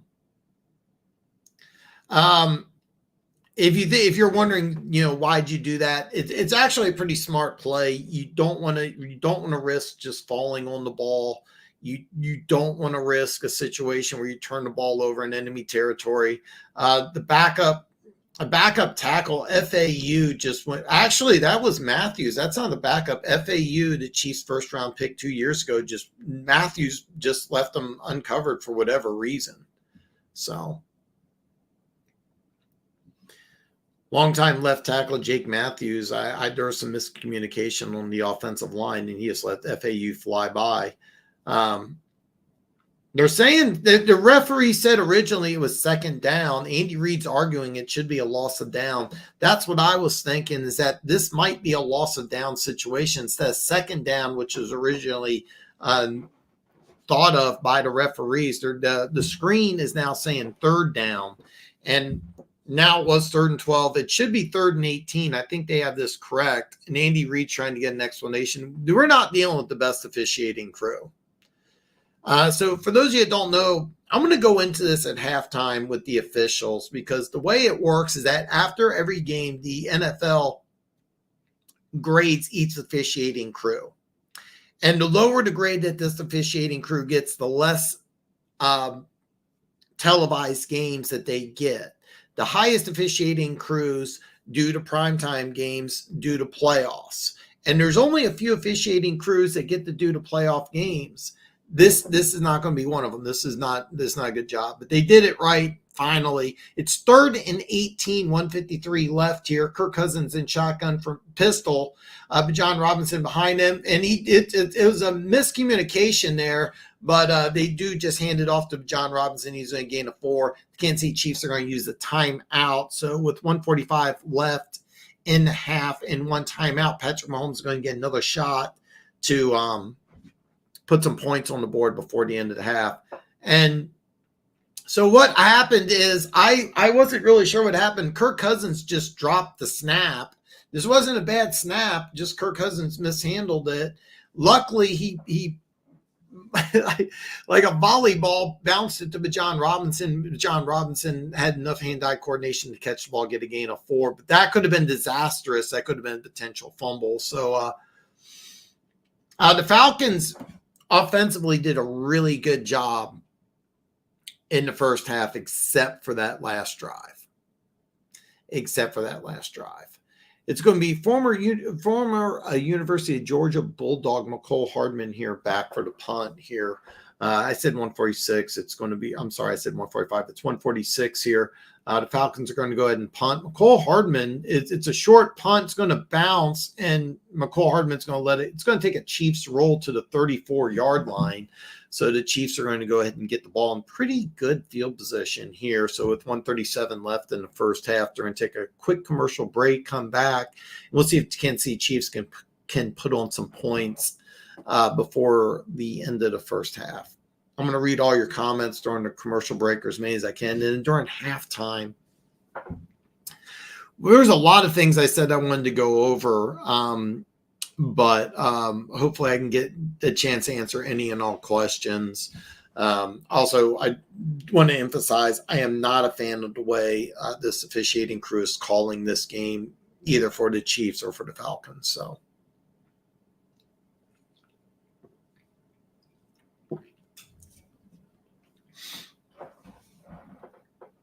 I'm gonna level with you. I don't know why I'm drinking an energy drink. Trust me when I say this. I really, really don't need it.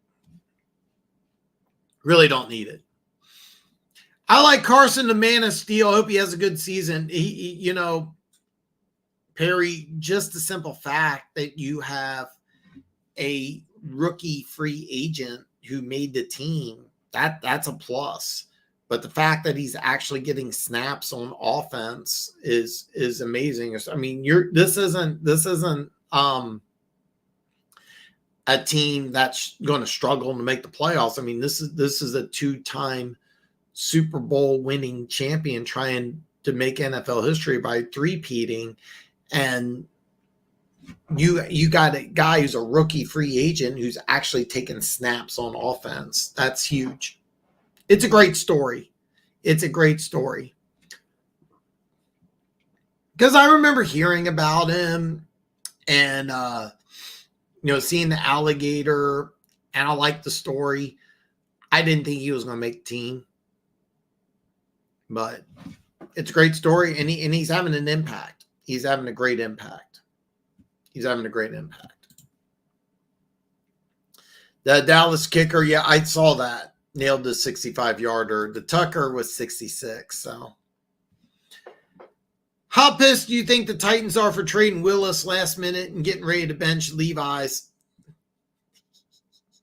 I think this is just kind of a microcosm of what I've been saying all off season, that the Titans are like a square peg trying to fit into a round hole. It's just nothing's. This is just, the Titans are going to be a bad team. I want to touch base on this because this is just a really great statement. But let's get back to the game here. 137 left in the first half. Patrick Mahomes in shotgun formation here. He's going to go back. He wants to go deep, but he's going to check it down to P. Ryan. He's going to be tackled inbounds. Very nice tackle by Troy Anderson, the third-year linebacker out of Montana State. It's going to be second down here. Chiefs are not going to use their final timeout. Patrick Mahomes back to pass here. He pump fakes. Matthew Judon wraps him up. Patrick Mahomes doesn't go down, throws the ball near P. Ryan, and it's going to be 3rd and 5 for the Kansas City Chiefs here.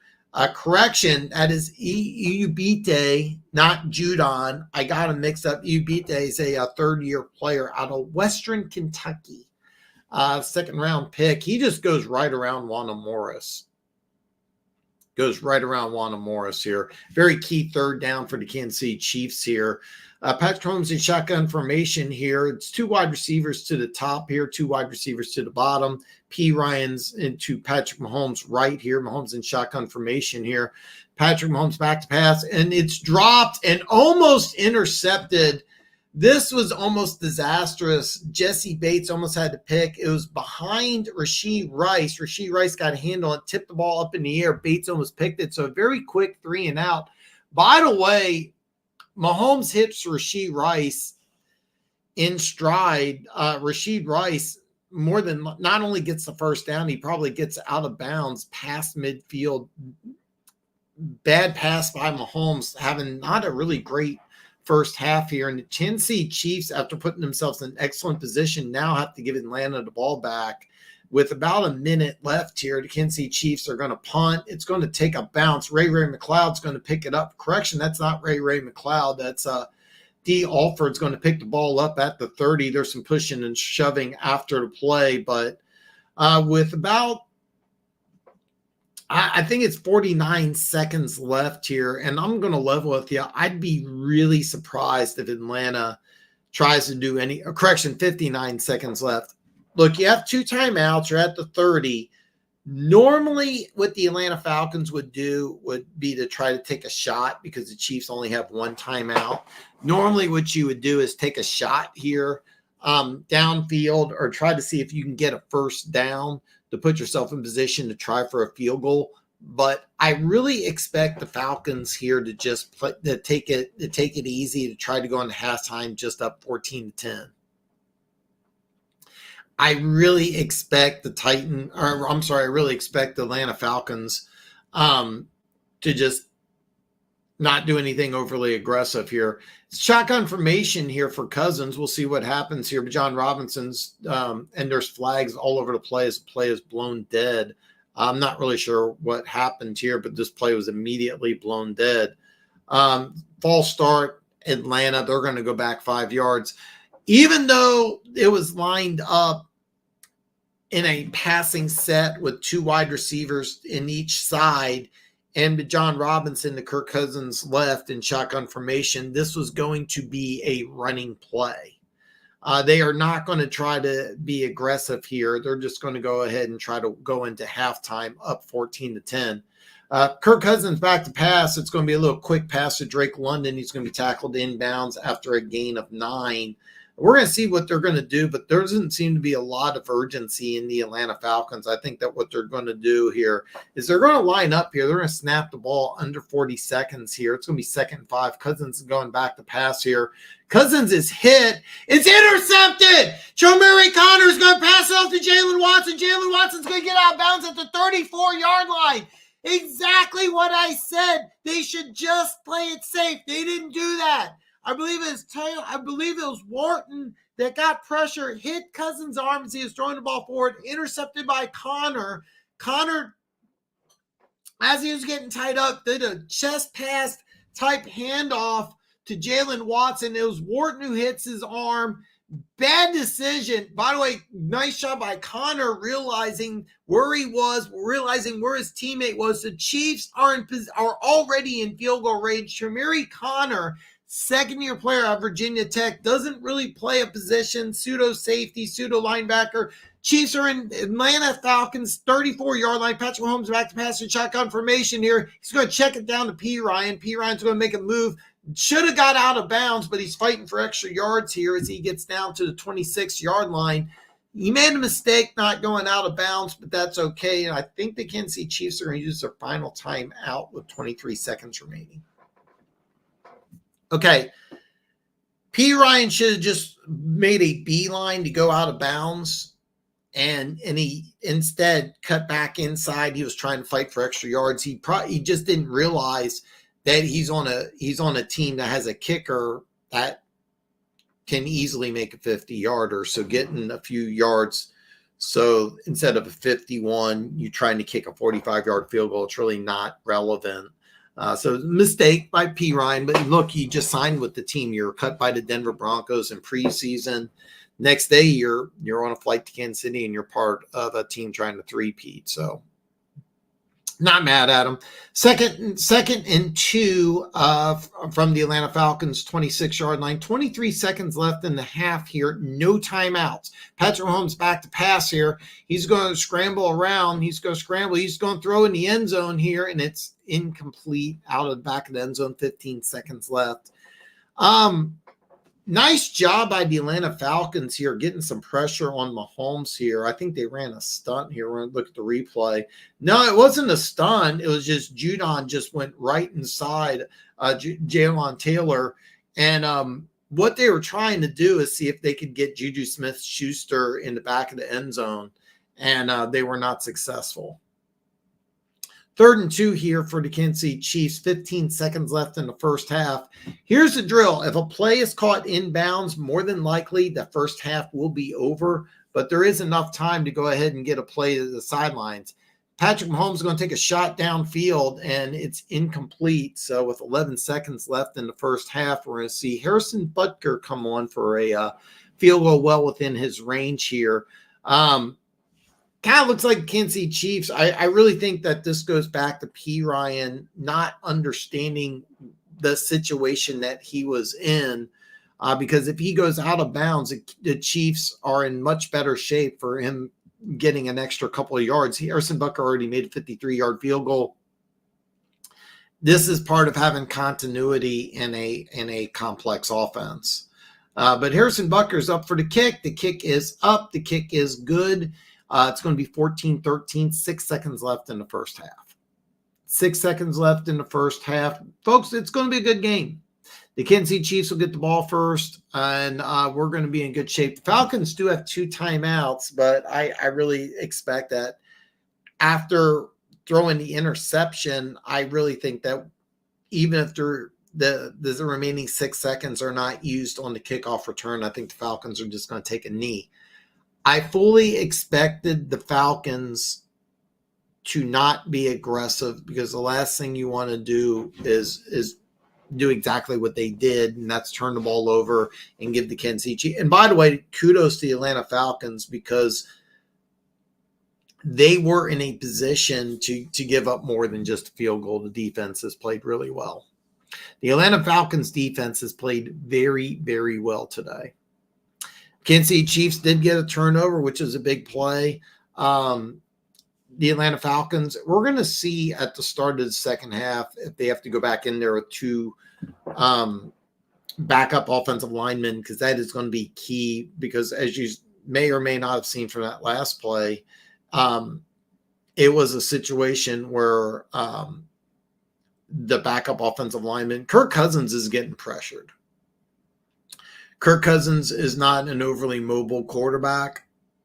I don't know how much he has or has not recovered from the Achilles injury that made him miss almost all of last year. But he was never overly mobile to begin with. So I expect Atlanta to just take a knee here. They're going to go in a quote-unquote victory formation. So at the end of the first half, we got a good game, folks. It's Kansas City 13, Atlanta 14. I'm going to read all your comments, all your questions here. Plus, I'll pop over to BetUS and see what the line is on that. But I want to read all your comments first here, because it's something I said I was going to do. And I also want to touch base on this. I'm going to start this comment. I'm going to come back to this one. I don't think Willis would develop with the Titans. I don't think he would have either, Perry. That's kind of the thing, is that I just think it's just a complete disaster in Tennessee.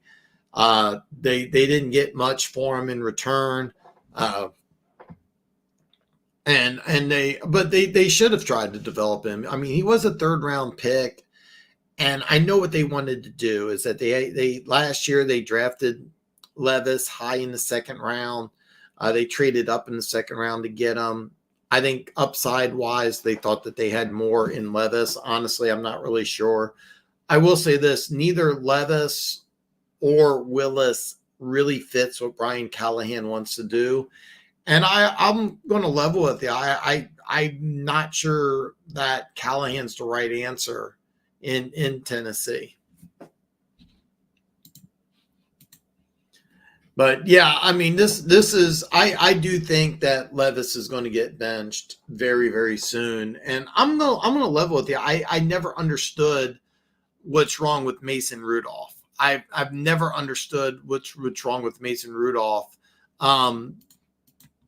because when he came out of college, I liked his size, I like his arm strength, I liked everything about him. I thought there was a chance that he could have gone late first. Instead, he went in the 3rd, and he's been playing really, really well.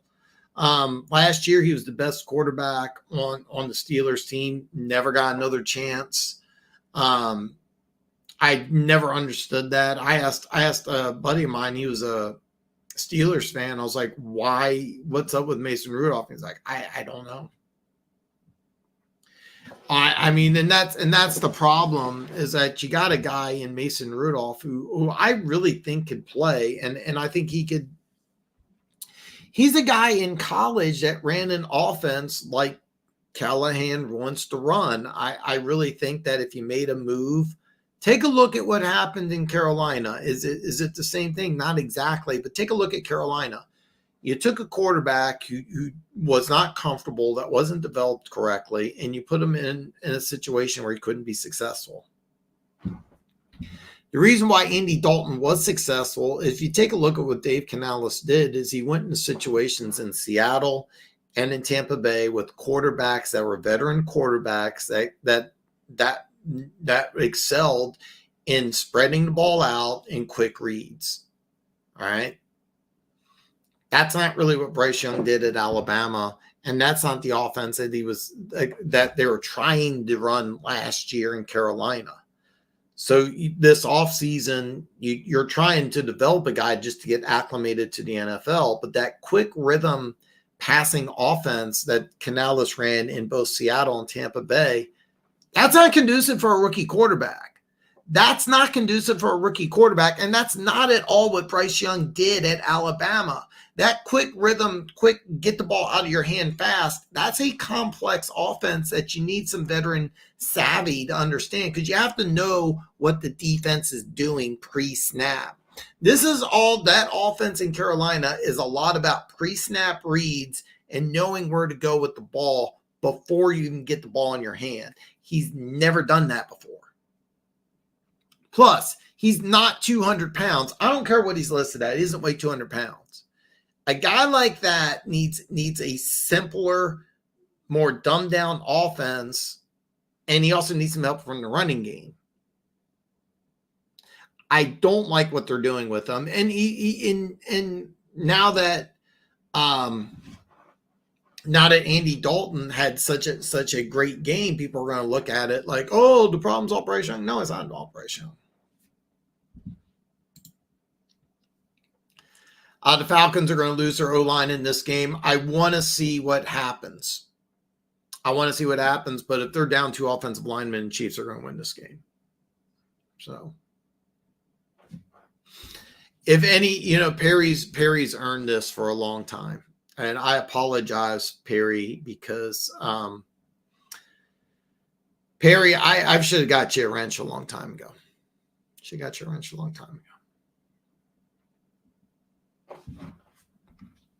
At Denver Gator, do you think Andy Dalton can play and will play in the next game for the Panthers? Love to hear what you think. I think Dalton will probably play the next 4 to 5 games if he stays healthy. He's the perfect backup for a young quarterback. Been doing it for a long time now. I agree completely. I will go an extra. I don't think Carolina's going to do this because I think they're a very bad franchise. But if I was the Carolina Panthers, I would try as hard as I could to get as much value for Bryce Young as I can and go into the NFL draft and just go again and just move on. I if I'm Bryce Young, I don't try to fix it. I just move on. I think that the way they handled it is just terrible.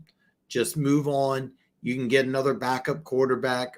If I was Atlanta, even though he doesn't fit at all into what they want to do offensively, you can bring back somebody like Cam Newton. Could you make a trade? Is there a backup quarterback? Is there a third string quarterback somewhere out there? There's a lot of things that you can do, but I would move on. I really would. Jimmy Garoppolo, he's on a 4-game suspension. When he comes back, is there any chance that Jimmy Garoppolo would be interested? I mean, he was already traded this offseason. Is there any chance that maybe you could make a move there? Bryce Young would be a nice fit in Miami. I don't know the whole situation. I know Skylar Thompson got knocked out of that game. I don't know what's going on, but if I'm the Miami Dolphins, I would definitely inquire about Bryce Young. The rumor is that there's several teams that have reached out to the Miami Dolphins, have reached out to the Carolina Panthers about Bryce Young. If I'm the Carolina Panthers, I move Bryce Young before the trade deadline, get whatever I can for him. You're not going to get much. I think at most the ceiling is 3rd. You're probably getting like a 4th or a 5th. That's just realistic. Take that, try to do your best you can with the young developing talent that you have, and then take a look at the guys that you have coming into the draft. There's some interesting names coming in.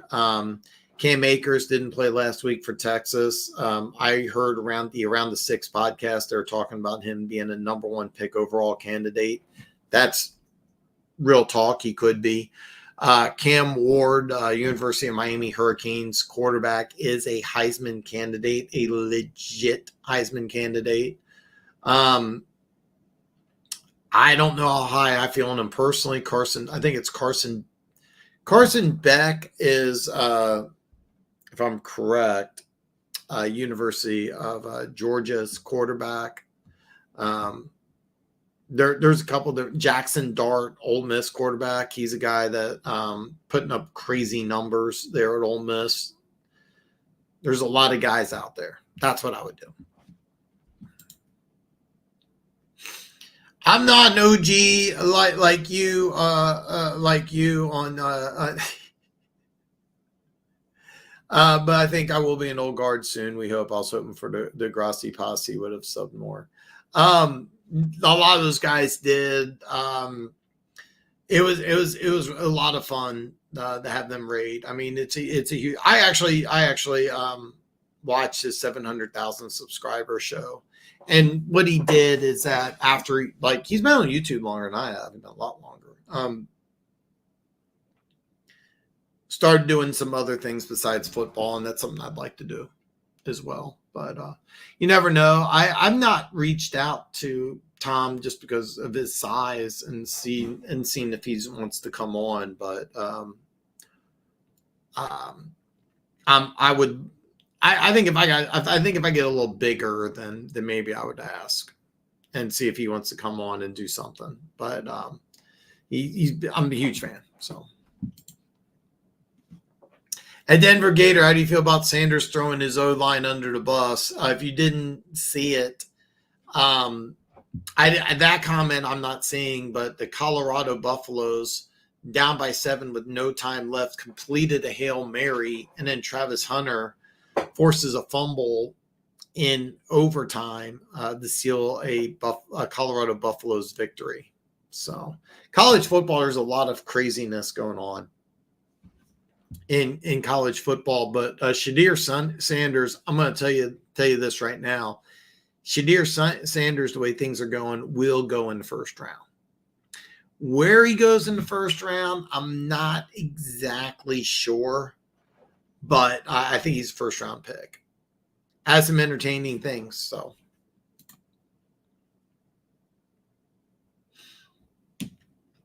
Denver Gator giving some love to Perry. I couldn't agree more. I get so excited and so happy when I see Perry.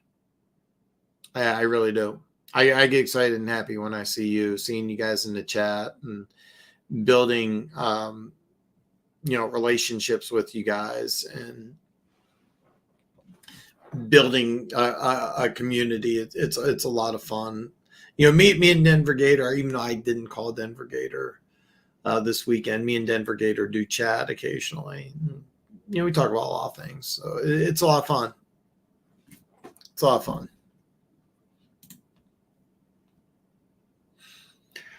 Man, football's a lot of fun, Barry, and I'm really glad you're here. And the wrench is long overdue. And I hope that I will be live tomorrow. I haven't set up the live stream for Afternoon Delight.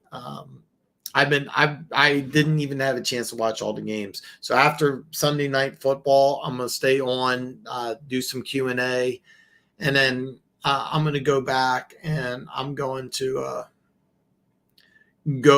finish up watching the Red Zone, and then I'll go back and watch some highlights of more games, set up the live stream. But I'll be live on Monday for a Monday morning review.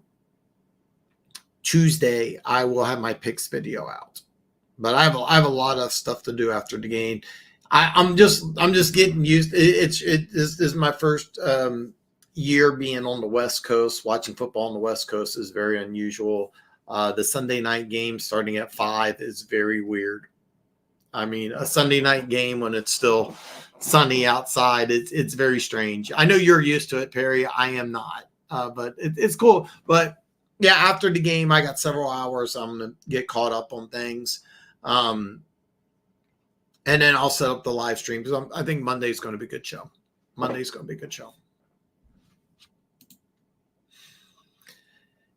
Denver Gators not on the Deion hype train. I didn't know about this. Yeah. I'm not. I like Deion, but I didn't know about this. And that if that's what happened, I'm not happy. I seriously, the way that the helmets keep falling off, I've never been a fan. If you're talking about the 81 divisional round, or what was it, wild card? Yeah, the 81 playoff game. The first time I've seen that play, and it's the game that made me a football fan for life, was the 1981 playoff game between the San Diego Chargers and the Miami Dolphins. Maybe the greatest game of all time. Maybe the greatest game of all time. And the Chargers jumped out to a 24-0 lead. They benched the Dolphins, benched their quarterback. After benching their quarterback, they put in the backup, and they did that same exact play at the very end of the first half to get it tied up. We're already back to the start of the second half here. The Kansas City Chiefs are going to take the ball at the 30-yard line as the kick was kicked almost out of the end zone completely. And the Chiefs will start the ball, start at the 30-yard line to start the second half here. This is going to be a good game, folks. You're in for a treat. You are in for a treat. If you tuned in late, it's Atlanta 14, Kansas City 13. Chiefs ball first and 10 on the 30. Patrick Mahomes shotgun formation here. A little quick throw to Travis Kelce. Travis Kelce is going to corkscrew himself down to the 39-yard line, a gain of 9. It's going to be second and short. They're showing a clip of Travis Kelce talking to Patrick Mahomes. Travis Kelce is a little frustrated. 2 catches, 4 yards. Not really been utilized the first couple of weeks of the season. Not utilized too much today, but does have a 9-yard reception to start the second half here. Rashee Rice is going to motion to the bottom of the formation here. Rashee Rice is going a little slip screen here. He's going to corkscrew himself. He doesn't go down after the hit. Squirts forward for another 10 yards and a Kansas City Chief first down. Is that he was hit after a gain of 5, doesn't lose his balance, gets an additional 10 yards. Nice job by Rashee Rice. When he gets the ball in the open field, he's like a running back. Phenomenal run after the catch here. Rashee Rice having a monster game here, folks. Correction, he's to the Atlanta Falcons 47 here. Patrick Mahomes shotgun formation. It's going to be Carson Steele just right up the middle here. He doesn't want to go down easy. Gets a nice gain, a gain of 5 on first down. So it's going to be 2nd and 5 here for the Kansas City Chiefs, who are already in enemy territory. Keep in mind, Harrison Butker, he can make those 55-yard field goals, so they're almost in field goal range here. It's a 2nd and 5 for the Kansas City Chiefs here, as they are already in Falcons territory here. Patrick Mahomes, 19 out of 29 for 151. Rashee Rice, 8 catches, 76 yards, and a touchdown. The nice slant for Rashee Rice. Rashee Rice catches the ball, gets another first down. Rashee Rice, 9 receptions, 84 yards, and a touchdown. He's just having a day, folks. The Atlanta Falcons cannot stop Rashee Rice. 1st and 10 for the Kansas City Chiefs here, as they are within Harrison Butker's field goal range as we go under 13 minutes here. It's 1st and 10 at the Atlanta Falcons 36 here. Patrick Mahomes back to pass here. He wants to go downfield, does take a shot. It's caught. It's Travis Kelce. Travis Kelce, a gain of 20 down to the 17-yard line, gain of 19. The Kansas City Chiefs are already in the red zone, and they are showing Travis Kelce not looking happy. And then he just catches a nice ball here. I don't know why they just decided, hey, he wasn't getting the ball. He's not getting the ball. But, hey, the future Hall of Famer contributing in the first drive here. 2 catches, 27 yards this drive alone. Handoff to Carson Steele just right up the middle here. Powers forward, doesn't want to go down, gets a gain of 9. As the Kansas City Chiefs they get the ball in the second half, they just move the ball right downfield. This is why, remember when I said the Atlanta Falcons are just going to be conservative? This is why they should have been conservative. Because if the Chiefs do score a touchdown, they can go for 2, or they can just go up by 6. Either way, you make it that field goal doesn't do anything.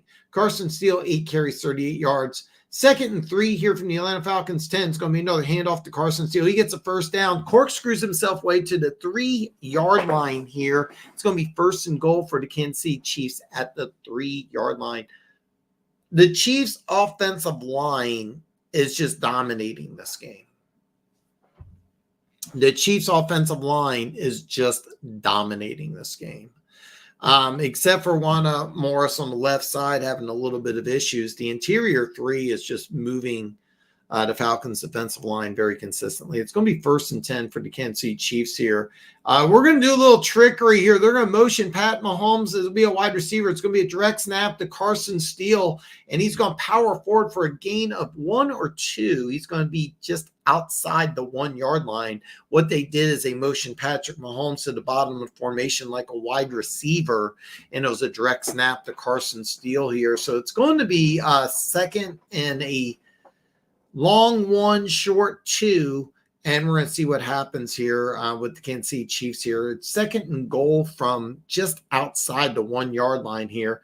Patrick Mahomes is going to line up here. Leo Chenal, a defensive lineman or linebacker, depending how you look at it, he's in the formation here. This time they run the ball right up the middle. The Falcons are not fooled at all. It's going to be a loss of about a half a yard here, as Carson Steele doesn't even get back to the line of scrimmage. It's going to be 3rd and goal from about the 2.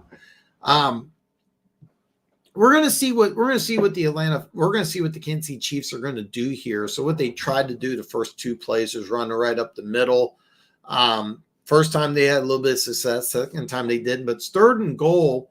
Actually, they're going to mark it all the way back at the 3 here. Samurai P. Ryan's going to enter the game here. They're going to motion Xavier Worthy to the top of the formation here. Patrick Mahomes is going to scramble. Matthew Judon runs him down. Nice job by Matthew Judon as he ran Patrick Mahomes down. Patrick Mahomes throws the ball out of the back of the end zone. More than likely, we're going to see Harrison Butker come here. And Matthew Judon falls down here. We're going to see what happens on the replay. But Matthew Judon, excellent job here. He realized right away what they're trying to do and just ran on pace with Mahomes. I'm not sure what happened after the play, but Matthew Judon took his helmet off and went down. It looks like he was not feeling well. We'll pay attention here. He may just landed awkwardly, but Harrison Butker is going to line up for a 21-yard field goal. The kick is up. The kick is good. The Chiefs take a 16-14 lead. With 9:40 left in the 3rd quarter, we're going to take a commercial break. When we come back, we're going to have the kickoff. We're going to see what Kirk Cousins and the Atlanta Falcons can do. Yeah, the hook and ladder play, one of the greatest plays in playoff history. I love the fact that the Lions brought that back.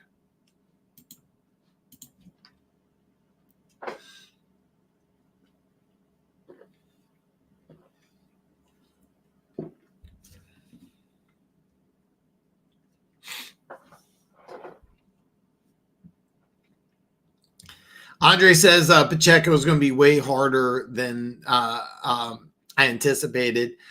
Keep in mind they signed Kareem Hunt. I think he'll be active next week. So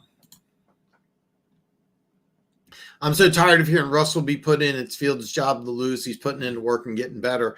You're right, Denver Gator. I don't even think it should be a question at all. I think that if you're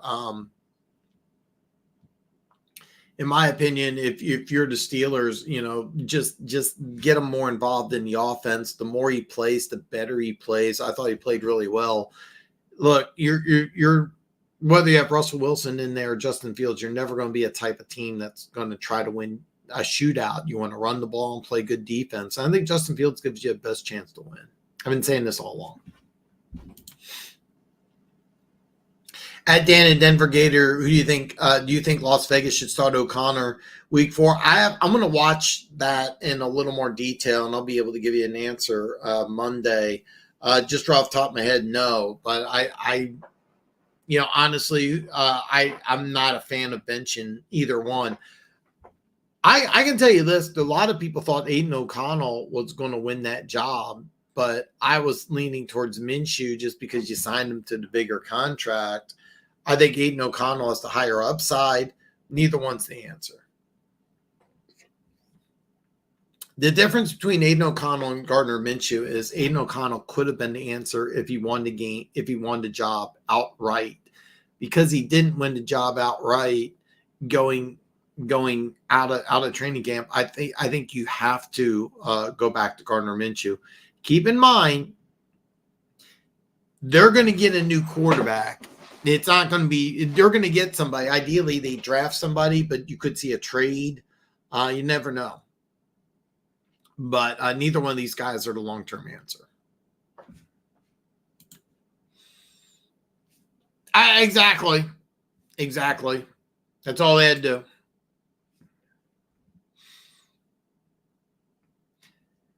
So we return back here. Harrison Butker's going to kick. This one's going to be returned here. The Atlanta Falcons get the ball at the 20 to the 25, and he's going to be upended at the 26-yard line. The Kansas City Chiefs get a little tricky here, and they kick the ball in play this time instead of kicking it out of the back of the end zone here, trying to keep the Falcons off guard. Falcons well prepared, but they will start at the 26 or 27-yard line here instead of the 30.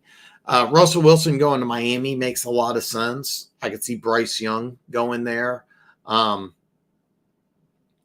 First and 10 for the Atlanta Falcons at the 28 here. Kirk Cousins is under center. He's going to do a play action. He's going to do a bootleg. Darnell Mooney is going to be in the open field, breaks the tackle, but Justin Watson stays with him. It's going to be a gain of 5 here.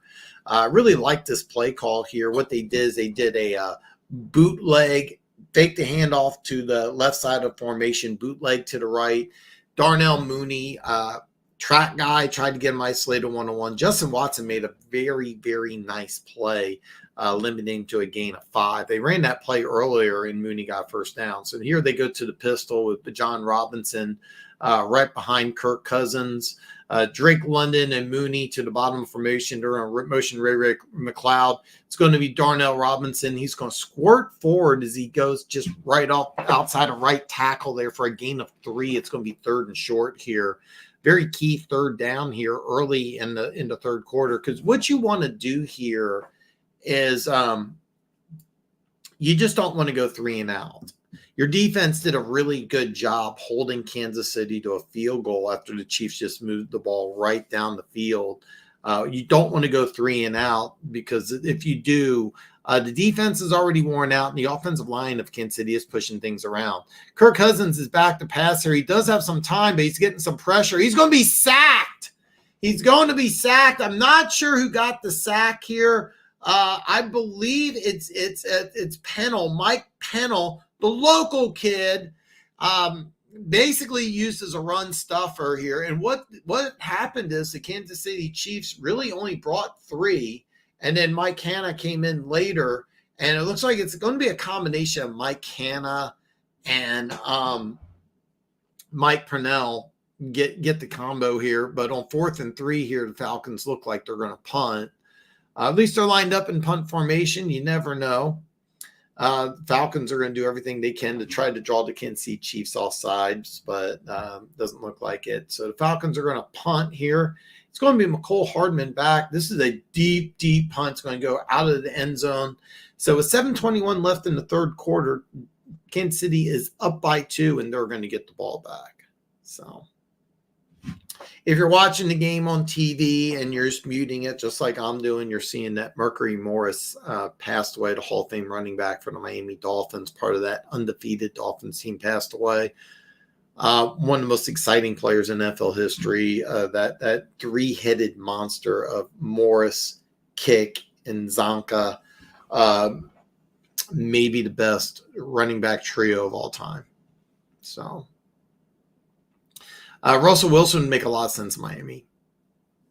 I'll be honest. I think Russell Wilson makes more sense in Miami than anywhere. In a perfect world, that's where Russell Wilson would go. I have no idea what Pittsburgh wants to do. It's going to be interesting.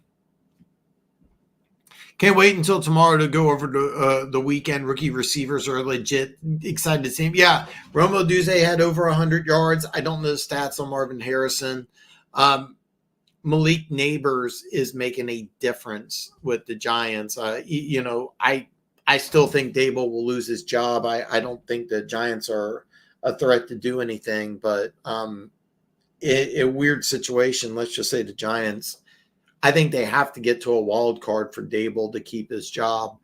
It's going to be all because of Neighbors, and what a great last 2 games he's had. So I think Mason got a bad rap from his issues with Myles Garrett, ripped his helmet off, tried to hit him because he said, yeah, I remember that. And I don't believe that because he said it like 3 or 4 days later, but I think that's part of it. At Dan and Denver Gator, what were your thoughts on the Monday night games? I am not a fan of having 2 Monday night games because I really want to dive into both of them, and I'm going to DVR both of them, go back and forth. With Buffalo and Jacksonville, I think that's entertaining because Buffalo has a good chance to go 3-0. If Jacksonville goes 0-3, there's a lot of questions. And Doug Peterson is on the massive hot seat. But let's say Jacksonville wins that game. You have there's a lot of issues because Jets are now 2-1. Kansas City, is either 2-1 or 3-0, but you don't want to put yourself in a situation, where you're behind or tied with Kansas City. That's a big issue. I am excited to watch Jaden Daniels for the first time. As far as the other game, we're back to play here. It's a 1st and 10 for the Kansas City Chiefs at their own 20. Patrick Mahomes right under center is going to hand the ball right up the middle to Carson Steele. He's going to get a gain of 5. I'm telling you right now, if you're not watching this game, I cannot emphasize how good the offensive line is. So, man, you deserved it. You deserved it. So Jimmy G is on the Rams, but he's serving a 4-game suspension. 2nd and 5 here. Mahomes in shotgun formation. Rashee Rice is going to move to the top of the formation here. Patrick Mahomes back to pass. He's firing it to Rice. Rice is going to move forward, but I think he's short of the 1st down. Very nice play by the Kansas City Chiefs, just playing a little pitch and catch with Rashee Rice, who is having a monster day. So if you have Rashee Rice in fantasy football, you are in good shape. It's going to be 3rd and short here. Very key 3rd down for Kansas City because I think Kansas City would love nothing more to just kind of eat the clock a little bit and put more pressure on the Atlanta Falcons. The Chiefs are adding an extra offensive lineman. A little different wrinkle here. Carson Steele is going to line up behind Patrick Mahomes. Patrick Mahomes is going to line up under center here. It's going to be a handoff to Carson Steele. He's going to power forward for a gain of 2 and a Kansas City Chief 1st down. I want to touch base on this one here. I want to make sure I am really far behind, so I'm going to touch base on this. I would love for Keys to come on. Oh my God. The great one, the talent, Gooch. 1st and 10 for the Kansas City Chiefs at their own 31-yard lines. We go inside 530. Play action pass here. Mahomes wants to go deep downfield. Fires. It's Rashee Rice. Rashee Rice in enemy territory. A gain of 25. They cannot stop Rashee Rice. This is what they want to do. It's 1st down, play action pass, isolated Rashee Rice 101. They put him in the slot. By the way, great job of Carson Steele here helping out Wanda Morris against Lorenzo Carter. Lorenzo Carter beat him cleanly, but nice block. By the way, this play doesn't happen if Carson Steele doesn't help out on an excellent block. 1st and 10 at Falcons 42, little slip screen to Xavier Worthy. He's not going to be able to do much, going to maybe get a gain of 1. Falcons read this perfectly. That was actually, I'm going to be a little ticky tack here. That's a Statue of Liberty play to Boise State, Oklahoma. I think it's the Orange Bowl. That was a Statue of Liberty play. Wait a minute. The play before was the hook and ladder, and then to win the game was the Statue of Liberty. Yeah, they ran that on like 4th and 17, and it worked. I want to touch base on that here. Patrick Mahomes back to pass here. It's 2nd and 9 here. Patrick Mahomes is going to scramble. He's at the 40, 35, 30, 25. Slides down after he gets a 15-yard gain and another Kansas City Chiefs 1st down. He is He's a number one receiver. You have him on fantasy. He's a number one starter. He's the number one guy in Kansas City. Yeah, I was expecting P. Ryan to play more. I'm a little surprised. Carson, the man of steel. He's playing really well. Playing really well. I'm gonna touch base on this too, Perry. I didn't realize how behind I was. Carson Steele just running forward, a gain of 8. Great job also by the Chiefs offensive line, just really running down the Atlanta Falcons defense. So why don't we get Houston involved more in the passing game? Houston. I'm drawing a blank. Patrick Mahomes under center here. It's 2nd and 2. They're just going to hand the ball off to Carson Steele, and he just goes right outside left tackle. And here they protect Wanda Morris by just saying, hey, just drive block the guy in front of you. I thought he was short of the first down. Okay, they're going to mark him. It's going to be a 3rd and about 6 inches, if that. As we go inside 230, the Kansas City Chiefs offensive line is just really taking over this game. Yeah. I'm going to touch base on this. This is a good one. I like him a little more spread out. Little misdirection here. Xavier Worthy is going to go top of the formation here. So what happened is I thought it was 3rd and short. It's actually a first down. They do a nice end around with Xavier Worthy. He gets a gain of 6 as they go inside the 10. They're showing Carson Steele. He's a little more winded. I'm going to touch base on this too. Hope the Lions win on Thanksgiving. By the way, what's it been, like 7 or 8 straight games? I keep getting that wrong. Rice, 11 catches, 113 yards. 2nd and 4 here. Patrick Mahomes under center at the Falcons 10. Little slip screen to Rashee Rice. He has tackled A.J. Terrell. And oh no. A.J. Terrell gets him for a loss of 2, but Rashee Rice is down. 131 left in the 3rd quarter. They're going to stop the game here. Rashee Rice is just nailed. And it wasn't a bad play.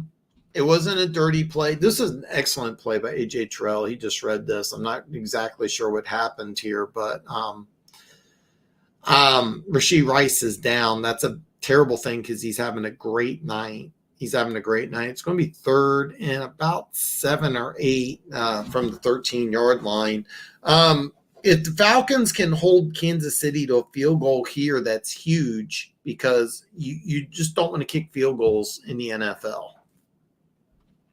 You don't want to kick field goals in the NFL. I want to read some of these comments here. Can the Panthers keep Young and just see if they can develop him? Yes. And they're going to be public that that's what they're going to do. But I think behind the scenes, they're going to see if they can get as much as they possibly can. I think they should move on immediately. I think they should just move on, get as much trade value as you can.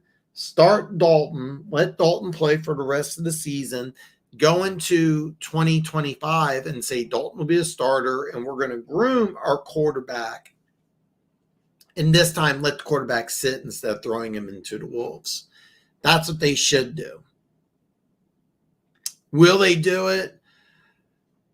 I don't know. Ideally, Bryce Young just sits because I'm a firm believer that rookie quarterback should sit. And really that's what they should do is just have them sit. But I don't think they will.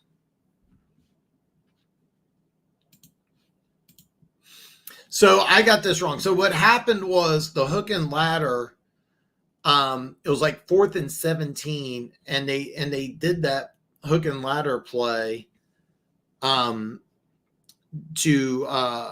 connect on 4th down. Then they scored the touchdown in like double overtime. They did the Statue of Liberty play. One of the greatest college football games I've ever seen in my life. And then the running back, Ian something, who scored a winning touchdown, he proposed to his girlfriend, who was a Boise State cheerleader after that game. And if I remember right, he was drafted like in the 6th round, played like two or 3 years in the NFL. I think he's a teacher somewhere. I could be wrong. This is what I wanted to touch base on. The plan was for Russell Wilson to be the starter. That was always the plan. However, when he got hurt, I'm going to touch base. I'm going to get back to the game. 3rd and 7 here from the Falcons 13-yard line here. Rashee Rice, it looks okay, but he's not playing right now. Patrick Mahomes back to pass. There is pressure. Juju Smith-Schuster, touchdown, Kansas City! Touchdown, Juju Smith-Schuster! Welcome back, Juju. And I always thought that would be good to get Juju Smith-Schuster back into the fold. Great job by the Kansas City Chiefs. I'd have to go back. I wouldn't be surprised if there was a little rub route. What it was a crossing route. It was Juju Smith-Schuster and Justin Watson. There was a little confusion in the secondary. Nice job by the Kansas City Chiefs. That with the extra point, it'll make it a 2-score game. Kansas City's up 22-14. Harrison Butker, the kick is up and no good. No good, as it's only a 1-score game. It's 22-14, 1:16 left in the 3rd quarter. And we'll see if that extra point comes back to harm him. And Butker just pushed it. And it hit the upright. Oh, man. Literally a game of inches. Literally a game of inches. Yeah, Herbert had a big game. A lot of it had to do with the offense. Didn't have to focus. They could spread the ball out. Also give a lot of credit to Andy Dalton. Maybe a guy that, should have got a little more consideration. Any updates on Rice? I don't, from the way that they're looking at him on the sideline, the way he was up and about, it's nothing minor. Could be just got the wind knocked out of him. Great play by A.J. Terrell, reading that. One of my favorite players in the National Football League, but I think he's going to be fine. I don't have any specific updates right now, but I think he'll be fine. Yeah, I mean, everybody misses. I mean, if you're a kicker in the National Football League, nobody gets it perfect. The kicks run 2 yards out of the end zone. Ray McLeod's got a seam, but gets stopped here. There is a flag on the play here. I drew a blank. It's Jaden Hicks, 4th-round pick. Chiefs got a couple 4th-round players that they're really, really high on. Jaden Hicks is a safety. Is going to play some special teams. And then Jared Wiley, a 4th-round tight end out of TCU, who I think that the Chiefs are really, really high on. He's played a little bit this game, but hasn't had a reception yet. But Hicks made the tackle there. There was a flag on the play. It is against Atlanta, so it's going to be moved back to the 15-yard line here. So Kirk Cousins and company's got a chance here. 1:09 left in the 3rd here. Kirk Cousins going to line up under center. It's going to fake the handoff. It's going to be a pump fake. It's going to be a pump fake and then a completion to Darnell Mooney for a gain of 11 and Atlanta Falcons 1st down. The camera got faked out by the pump fake. It looks like what Cousins wanted to do was go across the middle of the field. I believe it was Drake London. When he was covered, checked it down to Mooney. Nice play by Cousins. Cousins under center here. Drake London's going to motion from the top to the bottom here. It's going to be a handoff to the John Robinson. It's going to be sacked or tackled behind the line of scrimmage by the Chiefs middle linebacker Nick Bolton. Quietly having a decent game. The Reds fired their manager. Cincinnati Reds. By the way, I didn't know that. I didn't know if they're doing good or bad. I literally have no idea what's going on in baseball. Nice play by Nick Bolton here. Forces a 2-yard loss here. With 5 seconds left in the 3rd quarter, Falcons are going to try to get a quick play here. It's going to be John Robinson in the open field. Breaks the tackle, still on his feet. Fumbles the ball. He fumbles the ball. The Chiefs are pointing their way. They're going to look at this because what the Chiefs did is, or what the Falcons did is that they hiked the ball quickly before the end of the third quarter. Bijan Robinson had a very nice play, but he's down. So what happened is the Chiefs ended up on the ball, but Bijan Robinson was down. So very nice job by the Atlanta Falcons playing a little hurry up here, but it looks like they're going to get it handled. I will say this, the way the refs are calling this game, I'm not really sure. You never know what's going to happen, and maybe Chiefs ball. This is not a good job by these referees, but it looks like Bijan Robinson's down. Kudos to the Atlanta Falcons for using some confusion in the Chiefs defense to get a nice play.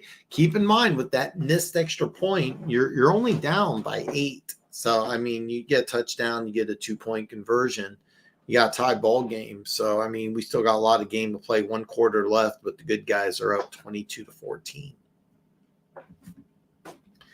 I do want to touch base on some of these comments that came earlier.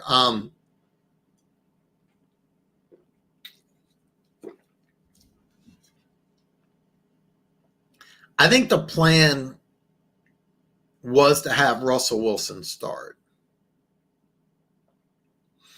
And I really think that that's what Pittsburgh wanted to do. But when Russell Wilson wasn't healthy, and I also think that they saw enough out of Fields that they really wanted to give him a chance. Keep in mind, both quarterbacks are – Denver's actually paying Russell Wilson an insane amount of money this year. But Pittsburgh's only giving Russell Wilson, I think, $1 million. I think Justin Fields is getting that fourth deal off a rookie contract. I think it's like $3 or $4 million. Neither one are under contract next year for the Steelers, so it's not a loss if they don't start either one. But bottom line, the Steelers long term, I really don't think have an answer. Russell Wilson wasn't going to be the guy going in 2025, but if I was the Steelers, I would try to work out a deal just like Gardner Minshew got from the Raiders, like a 2-year, $25 million deal, and tell them, I say, listen, sign cheap, let us build around you, because Pittsburgh, I know Pittsburgh's 3-0, but they need some help. Right, they have a young, talented offensive line. They got 2 rookies. Zach Frazier looks like a Pro Bowl caliber center. Like, he's playing at a very high level right away. Like he looks really good. Troy Fautanu was earning some playing time. Let's get back to the game. I want to talk about this more. Little handoff here. Tyler Aguilar is going to run. He powers forward for a gain of 3. Nick Bolton again for the Kansas City Chiefs stops him after a gain of 3. And Mr. Robinson, 11 carries, 24 yards. I thought he did better, but that last play was really, really good. Bills Ravens, that is going to be a good one. Down the line, I may do Sunday and Monday night football that aren't Chiefs games, but the plan is right now just Chiefs games. But down the line, I may do Sunday, Monday. Kirk Cousins is going to line up under center, 2nd and 7 here. It's going to be a play action pass here. He's going to go, and look, I can't tell. It looks like the ball was tipped. It looked like he was trying to go to Drake London on a deep dig route or maybe an in route, basically 15 yards and then cut in. I would call it a dig.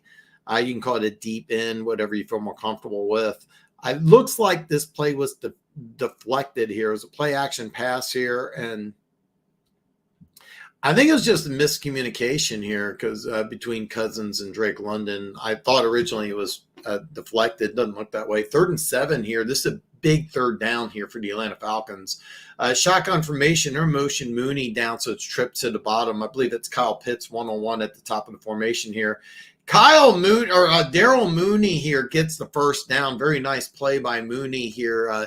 Goes right across the middle here, gets a gain of 15 and an Atlanta Falcons 1st down. Really nice job by Mooney beating Shamari Connor, who's having a good game. Just beat him 1-on-1 to the inside. Very nice route. Just gave him a little head fake, cut back inside, got a nice 1st down. I believe it's gain of 15. Very nice play by Darnell Mooney, a guy I'm very, very high on as the Falcons invade Chiefs territory. At the Chiefs 39-yard line, Mooney 6 catches, 70 yards on the game here. But John Robinson gets a gain of it's going to be a long 2 or a short 3, depending on where they mark it at. Nice job by the Atlanta Falcons on this drive, keeping the Chiefs a little off balance. I think that's very important. 2nd and 7 for the Atlanta Falcons here as we go inside 13-10 in the game here. Chiefs are up 22-14, but the Falcons are driving. 2nd and 7 for the Falcons here. Kirk Cousins under center. He's going to motion Ray McLeod here. It's going to be a play action pass, and not really sure what happened. Chiefs, it looks like this was designed to be a play action pass. And the Chiefs didn't fall for the fake at all. The Chiefs brought a blitz, didn't even plan, and then Kirk Cousins just threw the ball into John Robinson's feet. Luckily he wasn't sacked, and Nice play by Drew Tranquill. 3rd and 7, a very big 3rd down here for the Atlanta Falcons as they are in field goal range, a long field goal, but they really want to get a touchdown. They're in motion Mooney to have trips up to the top. Kyle Pitts is on the bottom. Chiefs bring blitz, and it's incomplete. We're going to see what the Falcons are going to do here. It's 3rd and 7 from the 36. It's kind of quote-unquote no man's land. The Falcons have one of the best kickers in the National Football League. You could easily kick a field goal, make this a 5-score game. This is well within, his name's Youngshan Koo. Excellent kicker. And by the way, the Chiefs brought plenty of pressure. It actually bounced off. Kirk Cousins threw the ball, and he was trying to hit, I believe it was Drake London, but bounced off I think it's Virgin on one of the offensive linemen for the Falcons. It's going to be a 54-yard field goal. This is well within Q's range here. The kick is up, and it is good, and we have a 1-score game. With 12:52 left in the 4th quarter, it's Kansas City 22, Atlanta 17. They're going to take a commercial break, and then we're going to kick the ball off. And, hey, look, we still got plenty of time. This is going to be a fun one, folks. Yeah, 6 catches, 70 yards. Mooney is having a really, really good game. And I really think that once they get some time together, I like the pieces that they have in play on offense, right? You have a guy like Drake London. He's 6'3", 6'4". He's got some size. He's got good hands. You have Kyle Pitts, who I really am not sure why they're not using him more. He's a 6'6" tight end who ran a 4.41. Watch him at the University of Florida, and he deserved being the 4th pick overall in the draft a couple of years ago. But the problem is that they just don't know how to use them. They really just don't know how to use them. And then you get Darnell Mooney, a smaller guy, a former track guy at Tulane that they use in the slot. I think it's a good move. You get 2 guys with some length, and then you got Darnell Mooney with some size. And then you got John Robinson, who they're not really – I mean, don't get me wrong. I think the Chiefs are just doing a good job shutting them down, but you have a guy in John Robinson who's as good as it gets. I know that he's being shut down, but he's a weapon.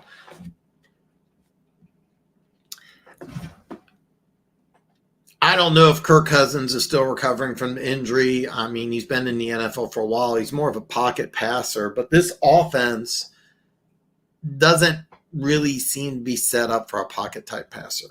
Pitts 50 yards. They need to be using it more. They really need to use it more.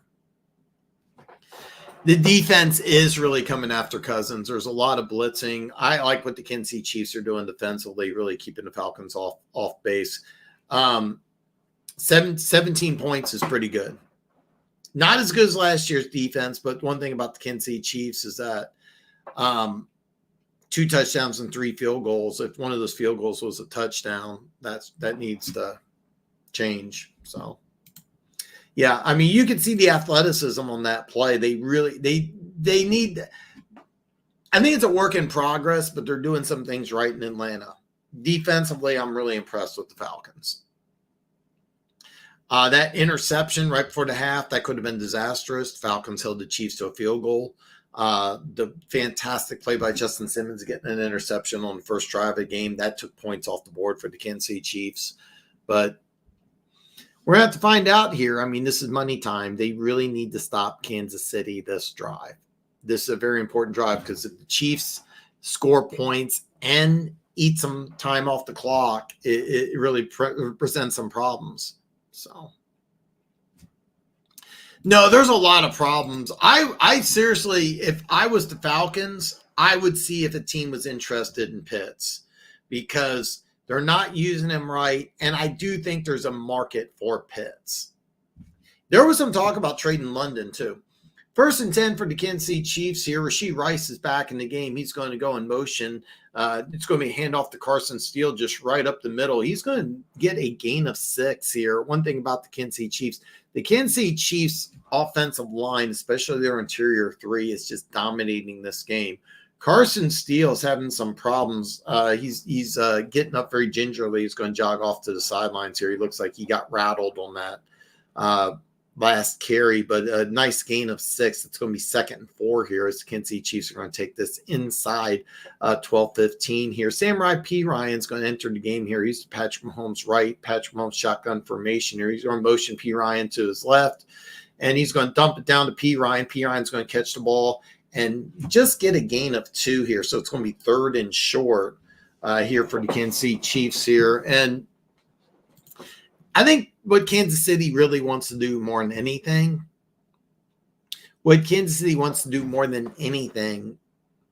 is eat some clock. Don't get me wrong, they would love to score a touchdown, make it a 2-score game, but more than anything, they really want to eat some clock here. 3rd and 2 here for the Kansas City Chiefs. They're going to motion trips to the top here. Rashee Rice to the bottom here. P. Ryan to Patrick Mahomes' right. Patrick Mahomes back to pass. He's got some time, and it's incomplete. Travis Kelce wasn't able to hold on to that. So after a quick 3 and out here with 11:31 left in the 4th quarter, the Kansas City Chiefs are going to punt. And this was a big play here. I can't tell who made the play here, but they're just trying to isolate Travis Kelce one-on-one, and it was Jesse Bates. Jesse Bates, what a huge acquisition away from the Cincinnati Bengals a couple of years ago. Bates, one of the best safeties in the National Football League, made a fantastic play. So the Chiefs, after a quick 3rd and out. Oh, Matt Ariza, the snap almost went over his head. What a great punt. It's going to bounce at the 10, and it's going to be D. Alford. He's going to make one guy miss. Second one, it's fumbled. The Chiefs recover. The Chiefs recover. The Chiefs recover inside the 10. Joshua Williams recovers the ball. I can't tell who knocked the ball out. What a big turnover for the Atlanta Falcons. D. Alford trying to make a play here. First of all, great job by Matt Ariza. He had to make a huge jump just to get this ball. This could have easily gone over his head. And nobody punches this out. Jaden Hicks goes for his shoes. And they're gonna look at this, but I said it was D. Alford. It was actually D. Williams who's on the carry, and he just fumbles the ball. Huge play, huge special teams play. So, Dan, if the suspension scare wasn't a thing, Rice should have been 2nd or 3rd rounder in fantasy, right? Absolutely. He very easily could have got 1,000 yards last year. The Chiefs rested some players the last game of the season as a playoff position was locked in. Travis Kelce didn't play. Rashee Rice didn't play. Patrick Mahomes didn't play. He's the number 1 option now in Kansas City. So that is Jaden Hicks. He's a 4th-round pick out of Washington State. He's a guy that was looking fantastic in training camp and preseason. Chiefs got a pair of 4th-rounders. Jaden Hicks, who should have gone much sooner. I had a 2nd-round grade on him myself. This is a guy who's he's that old school strong safety size, but he's got really good speed and athleticism. The Chiefs secondary is just loaded with really good players at safety. He's a really good player. They also drafted Jared Wiley, a former quarterback, moved to tight end. That should sound familiar to Chiefs fans because that's Travis Kelce. And he is a guy that they're using more and more. You'll hear more about Jared Wiley as the season goes on. But Jaden Hicks is number 21. He's going to be a special teams demon this year. And they're going to figure out a way to get this guy on the field more and more. I mean, this is a big dude. He's like 6'3", 6'2", 210, and really good speed. So, so I mean, it's the Chiefs found some really good players in the draft. It's a damn shame because I mean, it's a damn shame because you're in a good situation here with your Atlanta Falcons. After you hold the Chiefs to a 3-and-out, all you got to do is just get the ball back and maybe you can make some plays. But now you're just in a really, really, really bad situation. Chiefs had a really good underrated draft this year. Really good draft. Okay, so they're going to call him down. I thought it was a fumble. Correction on my part. I'm dropping the ball here. It's going to be 1st and 10 for the Atlanta Falcons on the 11-yard line here. Hey, listen, after that 3-and-out, the ball's down. 89 yards to go to make a touchdown here. And it's incomplete here. Chris Jones, I don't know if Chris Jones took his helmet off or he had it ripped off. He is visibly angry here. He's not wearing his helmet. He just put it on just now. There is a flag on the play. I believe they're going to call it on the offensive lineman, hands to the face here. Yeah, it's hands to the face. And so what happened is after he got his hands to the face, he pulled his helmet off. So I thought it could have possibly been against Chris Jones, but Norton, he's the guy taking over at right tackle for McRae, who's normally. So they got some backups on the offensive line here that's causing some problems for their offense. It's going to be first, and I believe it's half the distance to the goal, so it's going to be 1st and 14. Just inside the 6-yard line here. They're going to call it 1st and 15 here. Kirk Cousins in shotgun formation here. I believe that's London to the top of the formation here. They're going to give it a draw play to Algier, who's going to break a tackle and get out to the 15. A nice 10-yard gain there. Gives Falcons some breathing room there. Really nice run here as Bijan Robinson's just standing on the sidelines. Algier is a really good running back, folks. They're going to give him the ball again. He's going to break free in the open field. He gets a first down. He gets out to the 28-yard line. A nice gain of 13 back-to-back runs. Great job by the Falcons offensive line getting some room here. So, yeah, great job here. So the Falcons, just in a few plays, get out to the 28. Kirk Cousins under center. Algier is going to stay in the game here. He's going to get another handoff.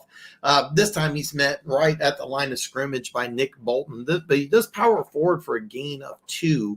So it's going to be 2nd and 8 here as we are going inside of 10:20 left in the game. Chiefs are up 22-17. This is a fun game, folks. Fun game.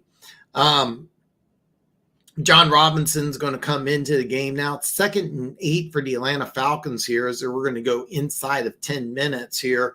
Kirk Cousins in shotgun formation, but John Robinson to his left here. Back to pass Cousins. Quick little out route here to Kyle Pitts, a guy that I've been saying they need to use a little more. He gets a gain of, I believe it's 9, and a Atlanta Falcons first down. Nice job playing a little pitch and catch here. Basically, it was just Kyle Pitts in zone coverage, just runs a quick out route. Nice throw by Kirk Cousins. This is just very simple pitch and catch. Nice job by the Atlanta Falcons here as they go from the 5 to the about the 40-yard line, just a couple plays here. Kirk Cousins is under center. Ray McLeod's going to motion to the bottom of formation here. It's going to be John Robinson, and he's going to squirt past the line of scrimmage, a gain of it's either going to be 2 to 3 yards here as he got tripped up after he got at the line of scrimmage, dove forward, and it's going to be a short gain. The Falcons, what they're doing is they're just trying to use the clock because what they want to do is try to score a touchdown, limit the time that Patrick Mahomes has to get the ball down the field. I'm not really sure I agree with the logic here of the Falcons, but that's apparently what they're doing because they're in no hurry. Chiefs are going to bring a blitz here. Cousins is hit, but he gets the ball out to Drake London. Drake London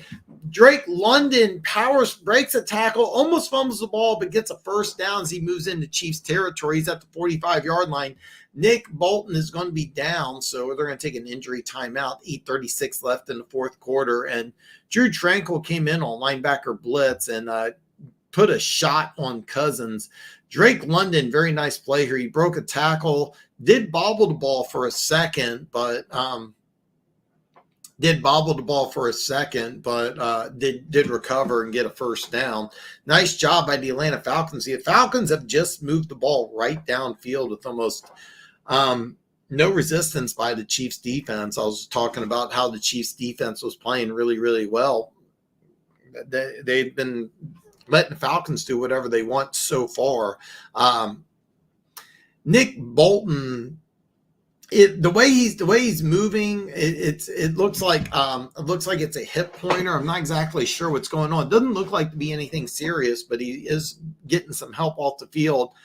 Cochran is the backup linebacker. He's number 43. He's going to enter the game here. 1st and 10 for Kirk Cousins and the Atlanta Falcons in the Kansas City Chiefs territory. It's going to be a little end around to Ray McLeod. He's going to go to the outside. He gets past the line of scrimmage here. He's running down the field. And nice run by Ray McLeod. I thought he was going to get knocked out of bounds. He turns out he didn't. Just turned on the jets. I'm not sure exactly where he went out of bounds. It looked like it was a gain of 20. He almost scored on this play. Nice play design by the Atlanta Falcons here. This is just a simple end around. And for whatever reason, Chiefs didn't have this. It looked like he's got a face mask. It looks like it was a face mask here by Byron Cook. Replay doesn't look like a face mask, but at the time it did. Great no call by the refs as they get down to the Kansas City Chiefs 26-yard line, a gain of 20 here. Darnell Mooney on a slip screen, but Justin Reed tackles him for a loss of 2. So it's going to be 2nd and 12 here. This was a really nice play design by the Atlanta Falcons. Just Justin Reed did a fantastic job reading this and making a very good play here because Justin Reed read this perfectly. Also, good job by Trent McDuffie, who didn't make the play, but he made sure that he couldn't get to the outside. So nice job here. 2nd and 12 here for the Falcons. Kirk Cousins shotgun formation. They blitz, but he gets the ball out to John Robinson, where John Robinson's going to get out after a gain of 4. So it's going to be 3rd and 8 here. The Chiefs brought some pressure here. This was the design play. What they were trying to do is just get John Robinson in the open field. But the Chiefs blitz kind of hurried this play along a little bit. So it's going to be 3rd and 8. This is a very key 3rd down as we go inside of 7 minutes here. Both teams have all 3 timeouts. So it's going to be 3rd and 8.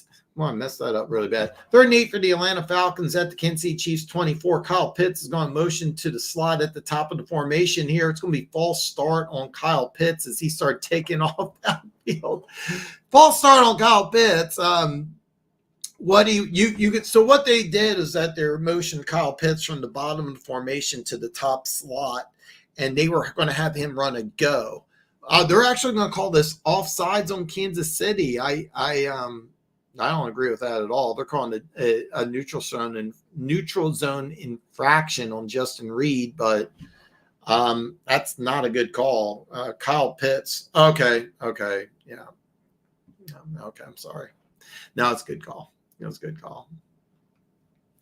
Good call. It's 3rd and 3 here for the Atlanta Falcons at the Kansas City Chiefs 19. It's going to be a handoff to John Robinson, but he's stopped by Chris Jones and Drew Tranquill for a gain of 1. It's going to be 4th and 2, and it'll be very interesting to see what the Falcons do because you could kick a field goal and be down by 2. But do you really want to give Patrick Mahomes the ball back with the lead? They're not. There's no question. They line up ready. Kirk Cousins back to pass, and it's quick. It's a quick pass to Drake London, who gets the first down. A very nice play call here. They recognize that the Chiefs are probably going to bring pressure. Drake London is slant to the inside. They lined them up at the slot at the bottom formation, one on a quick count. and he was isolated one-on-one against a safety. That's a mismatch. And great job by the Atlanta Falcons realizing what the Chiefs are going to do, realize what their tendencies were, and ran a nice play, got the first down. 1st and 10 for the Atlanta Falcons at the Kansas City Chiefs 11-yard line. Kirk Cousins in shotgun. He's going to pitch it outside to John Robinson. John Robinson makes the guy miss, powers forward to the 6-yard line, a gain of 5. We're going to go inside when the ball snapped next, inside 5 minutes. And really, really great job by the Atlanta Falcons here, really keeping the Chiefs off balance. They're doing a great job keeping the Chiefs off balance, and a great job by using some clock. This is what they wanted to do. This was by design. They didn't want to just score quickly. They wanted to eat the clock up, try to take the lead with as little time as possible. Kirk Cousins in shotgun formation, 2nd and 6 at the Kansas City Chiefs 7-yard line. Tyler Algier is going to get the ball, but he's going to be stopped after a gain of 1 or 2. I'm not exactly sure where they're going to mark the ball at. They're going to go inside 4:30 here. It's probably going to be close to 4 minutes here when the Falcons go ahead and snap the ball here. The Chiefs are going to rotate some players in. It's 3rd and 5. 3rd and 5. For the Kansas City Chiefs here. Yeah, he should have been getting the ball to him earlier. It's 3rd and 5. So what the deal is that it's not goal to go. They can get a first down at the 1. 3rd and 5 at the 6. Chiefs are going to bring some pressure. Cousins back to pass, and it's incomplete. No flags on the play. 4:08 left in the game, and I fully expect the Falcons just to go for it here because you're down inside the 6. Even if you don't make a first down or a touchdown, you got the ball deep, plus you have 3 timeouts and the 2-minute warning. So what they're doing here is they're trying to go to Kyle Pitts. Great play by Byron Cook. Byron Cook's a 3rd-year safety out of Cincinnati. Chiefs have got some really good young safeties here. 4th and 5 here. This could be for the ball game. We'll find out here. Kirk Cousins in shotgun formation here. Chiefs are going to bring a blitz, and it's incomplete. Chiefs are going to get the ball back with 4:04 left in the 4th quarter. With the Chiefs, this is classic Steve Spagnuolo. Spags is Chiefs Kingdom, knows him at. The Chiefs brought pressure. Wasn't able to get the matchup that they wanted. 4:04 left in the game. Now, the Falcons have all 3 timeouts. They have all 3 timeouts. What you have to do if you're the Kansas City Chiefs here is basically you need to get 3 first downs. 3 first downs ends the game, right? 3 first downs will absolutely end the game. You get 2 first downs and you have to punt. You're giving the Falcons the ball back with less than a minute and no timeouts. You go 3 and out here. It's anybody's game. So that's kind of where we're at right now. So if you tuned in late, this is a good one. Kansas City Chiefs are up 22-17. The Falcons went for it on 4th down at the Kansas City Chiefs 6-yard line and didn't make the play. So with 4:04 left remaining, the Chiefs are going to get the ball at the 6-yard line. Three first downs will end the game. 3 first downs will end this game. You get 2 first downs, you're going to get the ball back with some time, probably no timeouts. 1 first down is not really going to be that big of a difference. If the Chiefs go 3 and out, it's anybody's game. That's where we're at. It's that simple. Chiefs go 3 and out, it's anybody's game. If the Chiefs get 1 first down, it'll probably eat a timeout or so, make things more difficult. 2 timeouts or 2 first downs, they'll probably eat all 3 of the timeouts, and the Falcons will get the ball back with about a minute remaining. All you have to do is find out, look what Cousins did last time they got the ball back with about a minute 30 and no timeouts. Well, they went back and won the game. Yeah, I should have been getting the ball to London all game. All the Kansas, it's really funny because me and my dad, we always joke around at my sister likes these close games, but me and him just want a blowout. I'm losing my hair. Being a Chiefs fan is stressful. Don't get me wrong. Being a Chiefs fan is a lot of fun. It's a lot of fun. It really is. It's an absolute blast, but it's very stressful. Every game goes down to the final seconds. 1st and 10 for the Kansas City Chiefs here. 4:04 left here. It's going to be 3 tight end personnel. They're going to hand the ball to Carson Steele right up the middle. He's going to get a gain of 2. And what the Kansas City Chiefs are going to do is probably, because the offensive line of the Kansas City Chiefs has done an excellent job. What they're going to do is just probably run the ball either 1 or 2 more times. And I don't think they're really going to try to get a little creative. Normally, Andy Reid's known for his creativity. I don't really expect that here. I expect Kansas City just to kind of run the ball. 2nd and 8 for the Kansas City Chiefs here is they're going to snap the ball with about 3:20 left here. Patrick Mahomes in shotgun formation here. He's going to throw the ball, but he's going to scramble. He's going to get outside the pocket. He's going to do a fake, but he's going to be tackled in-bounds after a gain of 6. So it's going to be 3rd and short. Nice play by Patrick Mahomes. And this was a design. Patrick Mahomes was going to run the ball.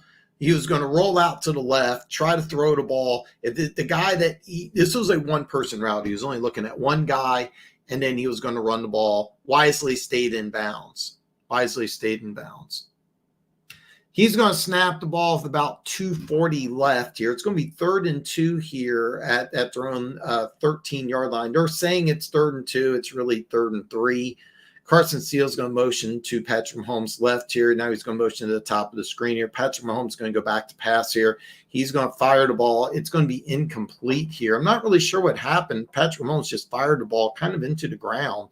A quick 3 and out with 2:33 left gives the Falcons the ball. 2-minute warning plus 3 timeouts. This was not a good series for the Kansas City Chiefs. I'm going to take a look and see what happens here on the replay. What they're trying to do, and I see what happened. The Chiefs are trying to get Xavier Worthy in, and Xavier Worthy thought he was supposed to stop. This was a miscommunication by the rookie. It looks like a bad throw by Mahomes. What happened is Xavier Worthy was supposed to keep running, and he stopped. If he kept running, he might still be running. There is a flag on the play here. If this flag's against the Falcons, this could really be interesting. We're going to see what's going on. 2:26 left in the 4th quarter here. Kansas City's up by 5, but the Falcons are going to get the ball back with all 3 timeouts. So we're due for another nail biter. And I have no idea what happened because I don't have the sound on. This officiating crew has not been good or consistent. So I have no idea what's going on. And Patrick Mahomes is working with Xavier Worthy right here because Xavier Worthy, if he kept going, would have caught the ball while running after he already got the first down. This would have been a very nice play. Xavier Worthy might have scored. You never know. 1st and 10 for the Atlanta Falcons at their own 35-yard line, 2:26 left. All 3 timeouts remaining here. Drake London's going to motion to the bottom of the screen here. Kirk Cousins back to pass here. And Trent McDuffie, one-on-one coverage against Mooney. Trent McDuffie almost gets a pick. Great coverage. Trent McDuffie's having a game, folks. 2:21 left in the game here. There is a flag on the play, a legal contact against Kansas City. It's going to be an automatic 1st down. So 1st down again. Tramari Connor, legal hands to the face. He's had a very good game, folks. Tramari Connor's had a very good game. Trent McDuffie's had a phenomenal game. So they showed a replay, and maybe they got the wrong guy. By the way, what a phenomenal play by Trent McDuffie. Trent McDuffie is having an excellent game. 1st and 10 for the Falcons, 2:21 left in the game at their own 40. Kirk Cousins back to pass. Quick throw to Drake London. He's going to be tackled after a 1st down. He gets a gain of 13, and I think the Falcons are going to take this down to the 2-minute warning. I think they're going to take it down to a 2-minute warning. I brought up Nick Bolton. He's still on the sidelines. 2:04, 3, 2, 1, and they're going to snap it right before the 2-minute warning. Cousins has got time. He goes back to pass. It's an incomplete. There is a flag on the play. Trent McDuffie thinks it's on him from his body language. Byron Cooks also showing some body language, showing that the flag is going to be against Kansas City here. It's going to be pass interference. That's a spot foul, folks. So 156 remaining. It's going to be a pass interference. I'm not sure. This is going to be a spot foul. So it's going to be very good field position here. Again, these referees very inconsistent. I don't like that call. I'm not a fan. The 2-minute warning has happened. It's 156 left in the game. Both teams have all 3 timeouts. The Chiefs are up by 5. Anything can happen, folks. Anything can happen. If you watch the replay, Ray McLeod ran right into McDuffie. It really, really didn't look like it's a. It really didn't look like it was pass interference. Of course, I'm a Chiefs fan. I might be a little biased, but really, really did not like that game. Really did not like that call. A lot of very questionable calls by the referees all day today.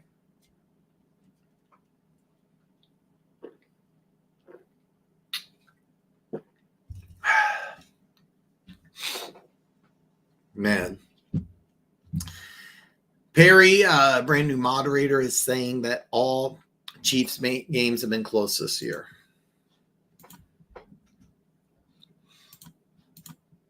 Perry, I think double Monday night games should start after Thanksgiving. I don't mind it, though. It's hard to watch 10 games at a time. I know the Red Zone NFL Network.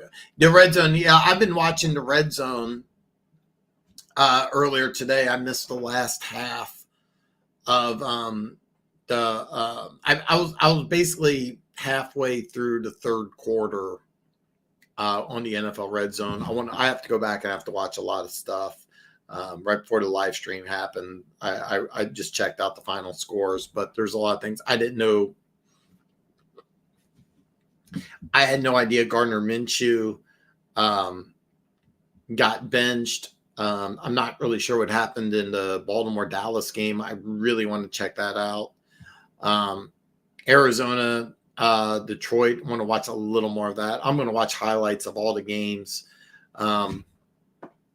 But we'll wait and see.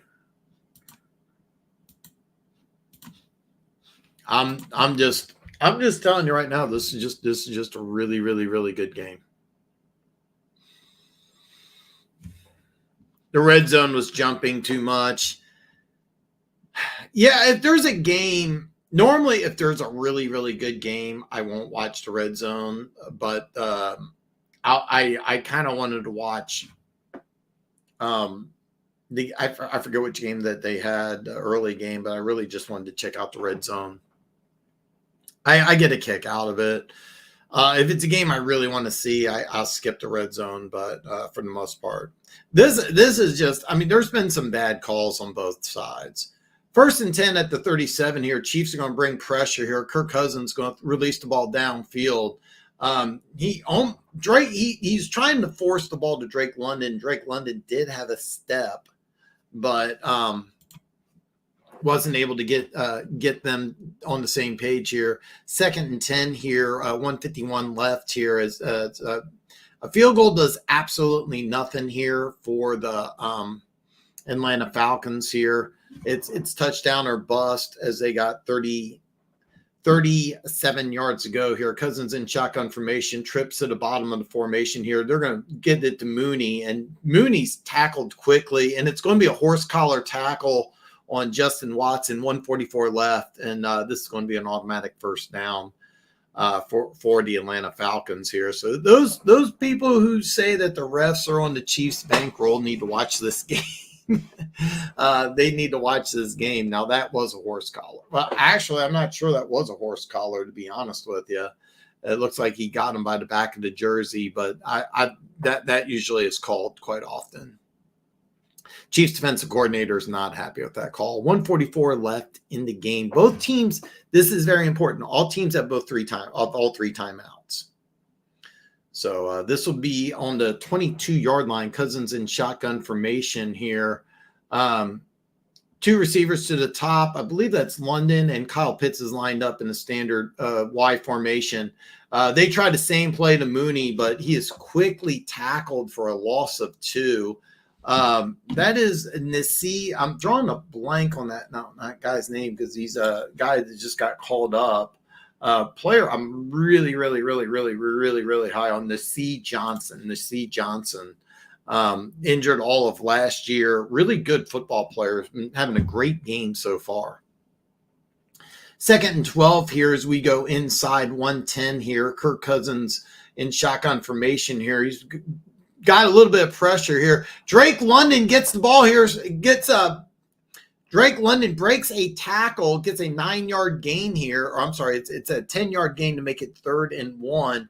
Very nice play by Drake London as he broke a tackle, and the Atlanta Falcons are going to use their very first timeout.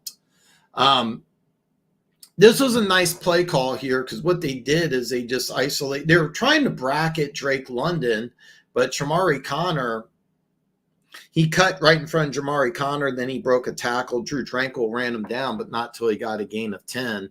Nice job by going after Drake London right here. If you're the Atlanta Falcons, this is something I think that they should have been doing more often. He's a big-bodied guy. He can make some moves in the open field. And also, I like the fact here that they called the timeout 103.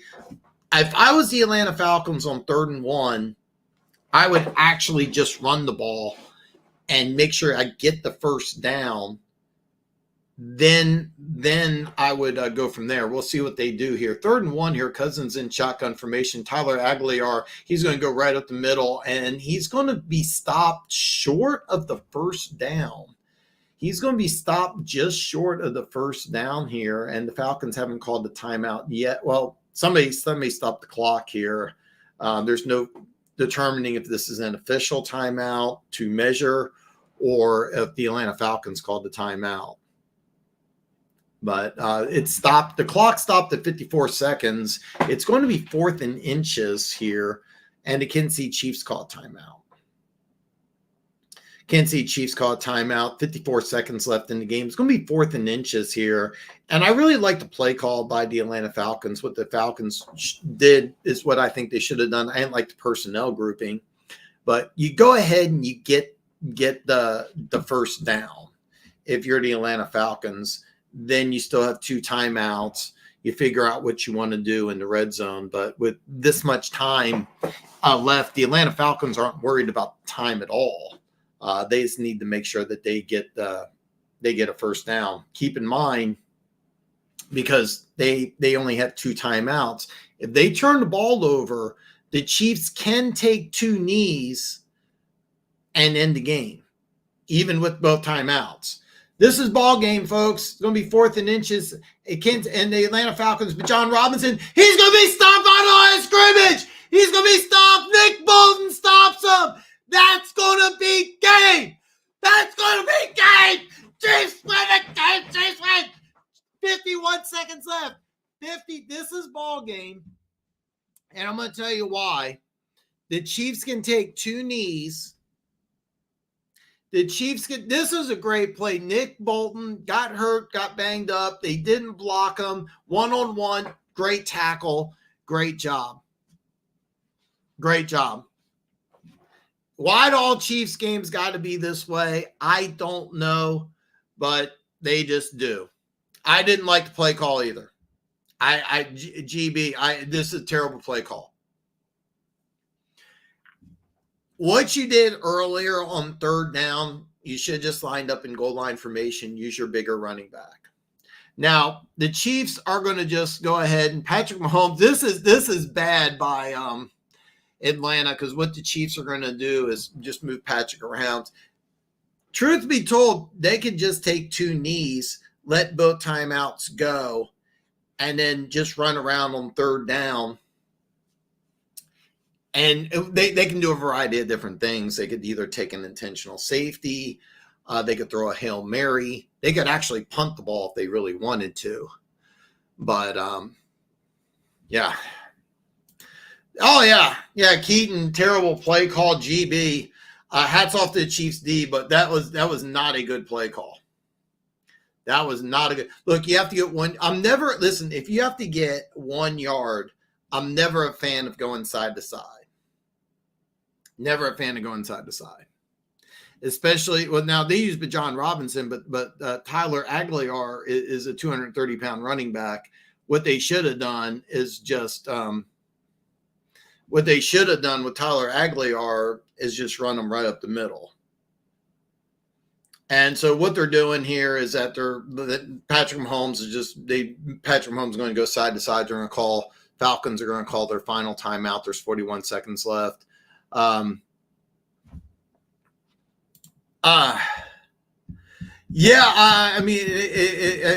not let go side to side, but I'm not. So I think that what they should have done is just gone right up the middle, and that's what I would have done. That's what they should have done. And by the way, Patrick Mahomes landed awkwardly. That's not a Patrick Mahomes. He's fine, but he's like kind of shaking it off. But quarterback sneak would have worked.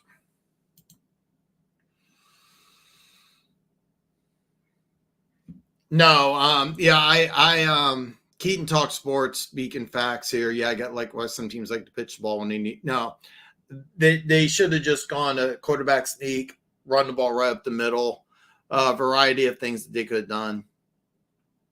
The Atlanta Falcons played a real good game.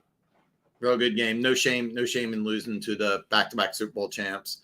By the way, the Chiefs didn't need to get creative like that, but I understand why they did it.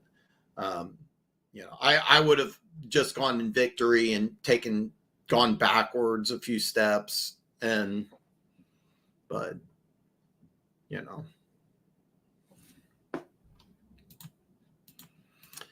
Keaton Talk Sports, the best of my. I apologize for not hitting you up sooner, Keaton, because I haven't set up a live stream. But hopefully, Keaton Talk Sports will be joining me for the final hour of Afternoon Delight on Monday. I will be live Monday 3 hours. I'm hoping I can get Keaton Talk Sports to join me for that last hour. We have a lot of recap. I'm going to go ahead and spend the next couple hours watching football. For those who are interested, I did a little in-game wager on Kansas City to cover 2.5 once the Falcons took a touchdown. I like doing in-game wagering. I don't do it often. So my $100 deposit is now at $212.76. $212.76. I feel really good about that. One thing is that they don't have hold on here. Let me go back here. I got the games for week 3. If you're interested, I have the action on Monday Night Football. They're not going to have a lot of games yet, but I got Thursday Night Football.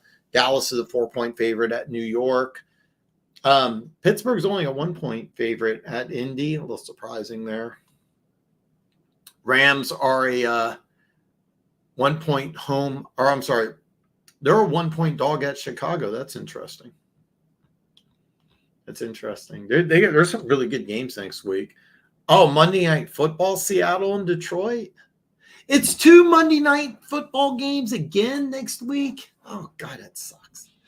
Keaton Talk Sports says, Keaton, I hope that I can get you to come on tomorrow and tell me all about the Minnesota Vikings. I hope that I can get you to come on and talk Minnesota Vikings. I would love nothing more.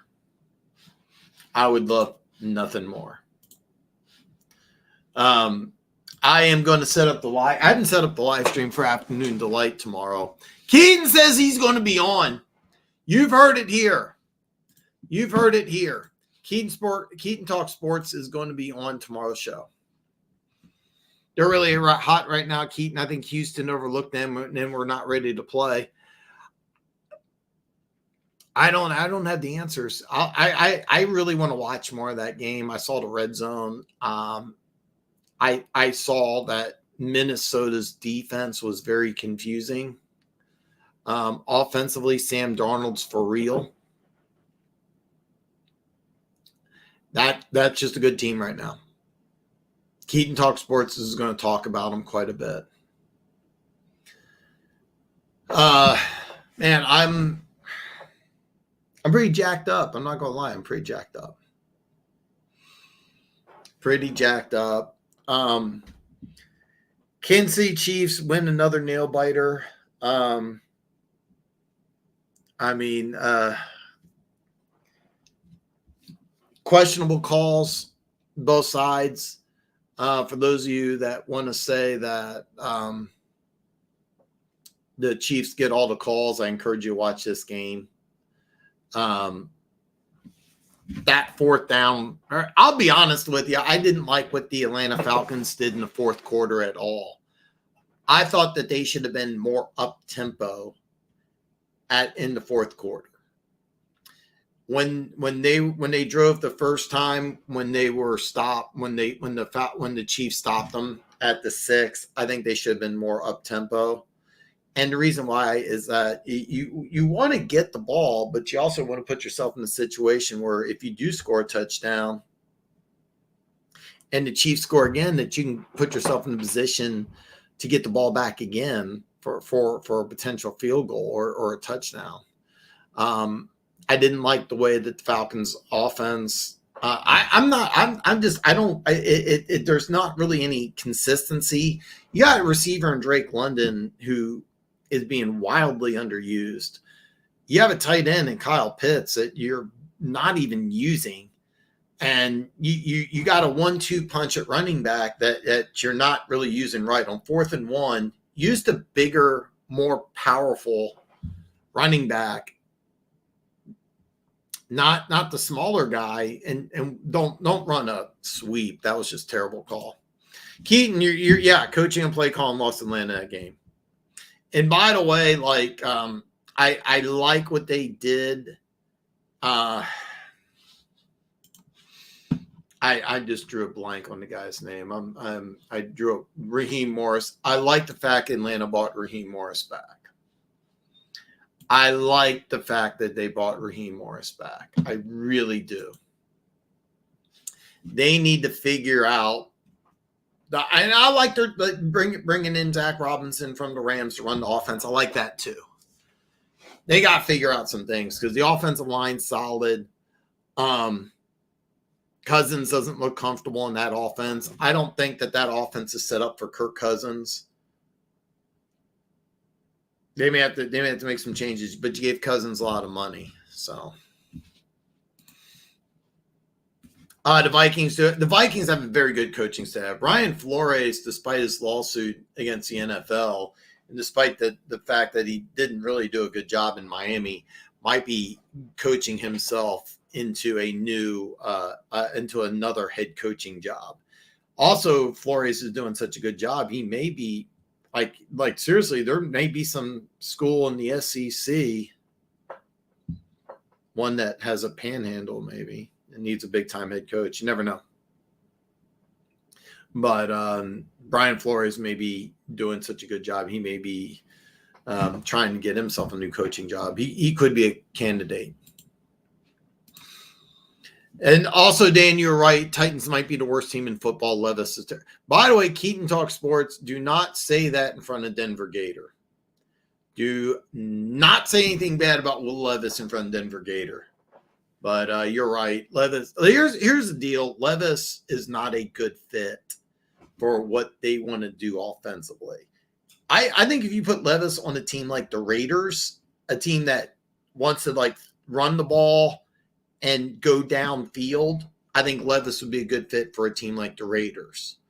I'm gonna say something really crazy that people won't agree. I think he would be a good fit for what the Lions should do. Not what the Lions are doing. I think the Lions, if they became more of a run-first vertical offense, then a guy like Levis would make sense. But they have a better quarterback than Goff. But Levis is a guy that is not set up to run that quick passing type offense. I don't know if you heard me earlier, but I was talking about how Bryce Young is just not equipped to run that offense that Canales brought to Carolina. And that type of offense, you need a veteran quarterback who understands defenses and reads. That's exactly the type of offense that Brian Callahan's bringing from Cincinnati. It's a quick read offense, and you need a veteran quarterback. Not only do you need a veteran quarterback, you need a guy that's more of a ding, ding, ding, ding, ding. Levis has never been that guy. There's a lot of things wrong in Tennessee. A lot of things wrong in Tennessee. No, Perry, they didn't use Pitt. They have. Here's the deal. You got this tight end who's 6'6", 240. He runs a 4.4, and you can't figure out how to get him the ball. But the one time you do get him the ball, he goes for 50. They got to use Drake London better. They got to figure that offense out. You got some tools, but I mean, there's just so many things that they're doing wrong. There's so many things that you're doing wrong.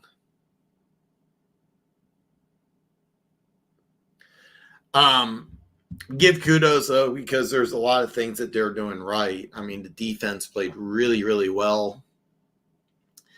That secondary is scary. You got Simmons, you got Bates, you got AJ Terrell. London's, it depends. At USC, he was listed at 6'5". I think the combine calls him 6'3", something. He's a big dude. I mean, he's like 6'3", 215. I remember watching him at USC, and like his run after the catch was really impressive. I wasn't that high on him. The Falcons picked him 8th overall, and I hated that pick because he missed the last 4 games of the season with an injury, wasn't able to participate in any of the bowl games, couldn't participate at the combine. It looked like he may not even be ready for mini camp. And the Pac-10, 12, whatever you want to call it, is just not a conference that, you're playing against top tier corners. Plus you got an injury. So I was, not really high on him. He's 6'3", 6'4", 6'5", somewhere around there. He's a big dude. A lot of athleticism, a lot of potential, good hands. I like his ability to run after the catch. I'll be honest, watching that Atlanta offense is just difficult because there's a lot of really good pieces in play. They're just not really using them the right way. Yeah, Manning in 2026. Goff played better, still needs to be better. Goff is off his game. It was weird because I had a weird feeling, even though there were 2 high-powered offenses, that I really thought that the Lions-Cardinals game, I liked the under on that game. I couldn't really put my finger on it. I didn't bet on any games this week, but my 2 main games was Kansas City and Pittsburgh. Of course, I did some in-game betting on the Chiefs, something I would do more often. But I like the DVR games, and I got a little behind today, so I need to watch a lot more football after the live stream. And then I'm setting up the live stream. Keaton Talk Sports is going to join me tomorrow, so it's going to be a lot of fun. We'll figure out what's going on, but yeah. Falcons red zone should be on. Yeah. I mean, you got Pitts, who's 6'6", 240. He ran a 4.41 at the combine. Watch Pitts at Florida, University of Florida. Watch some college tape on him. He's a red zone target. If I remember right, his rookie season, he had over 1,000 yards. He's first tight end since Mike Ditka to go over 1,000 yards receiving as a tight end. Second year, he gets hurt, missed almost the whole season, and then he's been playing this year, but it's technically his 3rd year in the league, right? 3rd year in the league. I'm sorry, this is year 4. This is year 4. Okay. On correction, he played 10 games his second year, played a full season last year. So he's played a grand total of 46 games. He has 7 touchdowns. How can a guy who's 6'6" with 4.41 speed have 7 touchdowns? I didn't see that. I saw the Kyler Murray interception in the end zone. That took points off the board. That was really, really. I'll be honest with you. I didn't see the intercept. I didn't see the golf interception. I saw the Kyler Murray interception. I thought could have changed the game dramatically. I thought he doesn't make that interception in the end zone. Arizona could possibly win that game. I'll have to kind of follow up. Rice is okay. There's no updates. I don't have any updates. He's okay because I saw him play, so he's fine. I mean, he's fine. It's one thing about the NFL, you get banged up. Sometimes you miss a game or two. I'm just hopeful that next week the Chiefs next week are going to play. Oh God, we got the Chargers in LA. It's probably going to be another one. I need to watch that game in a little more detail. Washington plays at Arizona. Full spoiler alert, I'll pick Arizona to win. Lions play on Monday night. They host Seattle, a team that's 3-0 and had your number. Both games are going to be good. I want to watch a little more. I also want to see a little more of Seattle. I didn't watch as much of the red zone as I should have. Before I came on, I saw the highlights, not the highlights, the score box scores. I saw scores 21-14. San Francisco's up on the Rams. I'm dying to know what happened in that game. Baltimore was up, I think it was like 21-6 or something. Dallas made it a game. I want to find out about that.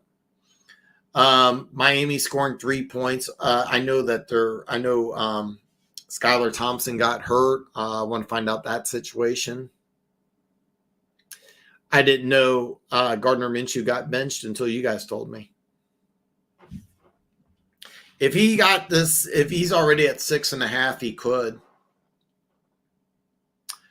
He could. Guys, I'm going to wrap up. I will be live afternoon delight Monday football. Mondays are the review. I'm going to review everything that happened. I'm going to answer all your questions. Tuesday is going to be kind of a week 4 preview. Wednesday and Thursday are going to be fantasy football days. Fantasy football questions have been really popular on the show. It's been a real kick. I got a real kick out of it. And then Fridays is kind of going to be an open, kind of an open day. But I'm planning on doing a little more preview on the games. But guys, I'm going to end the stream now. Keep in mind, you can always drop a comment on YouTube.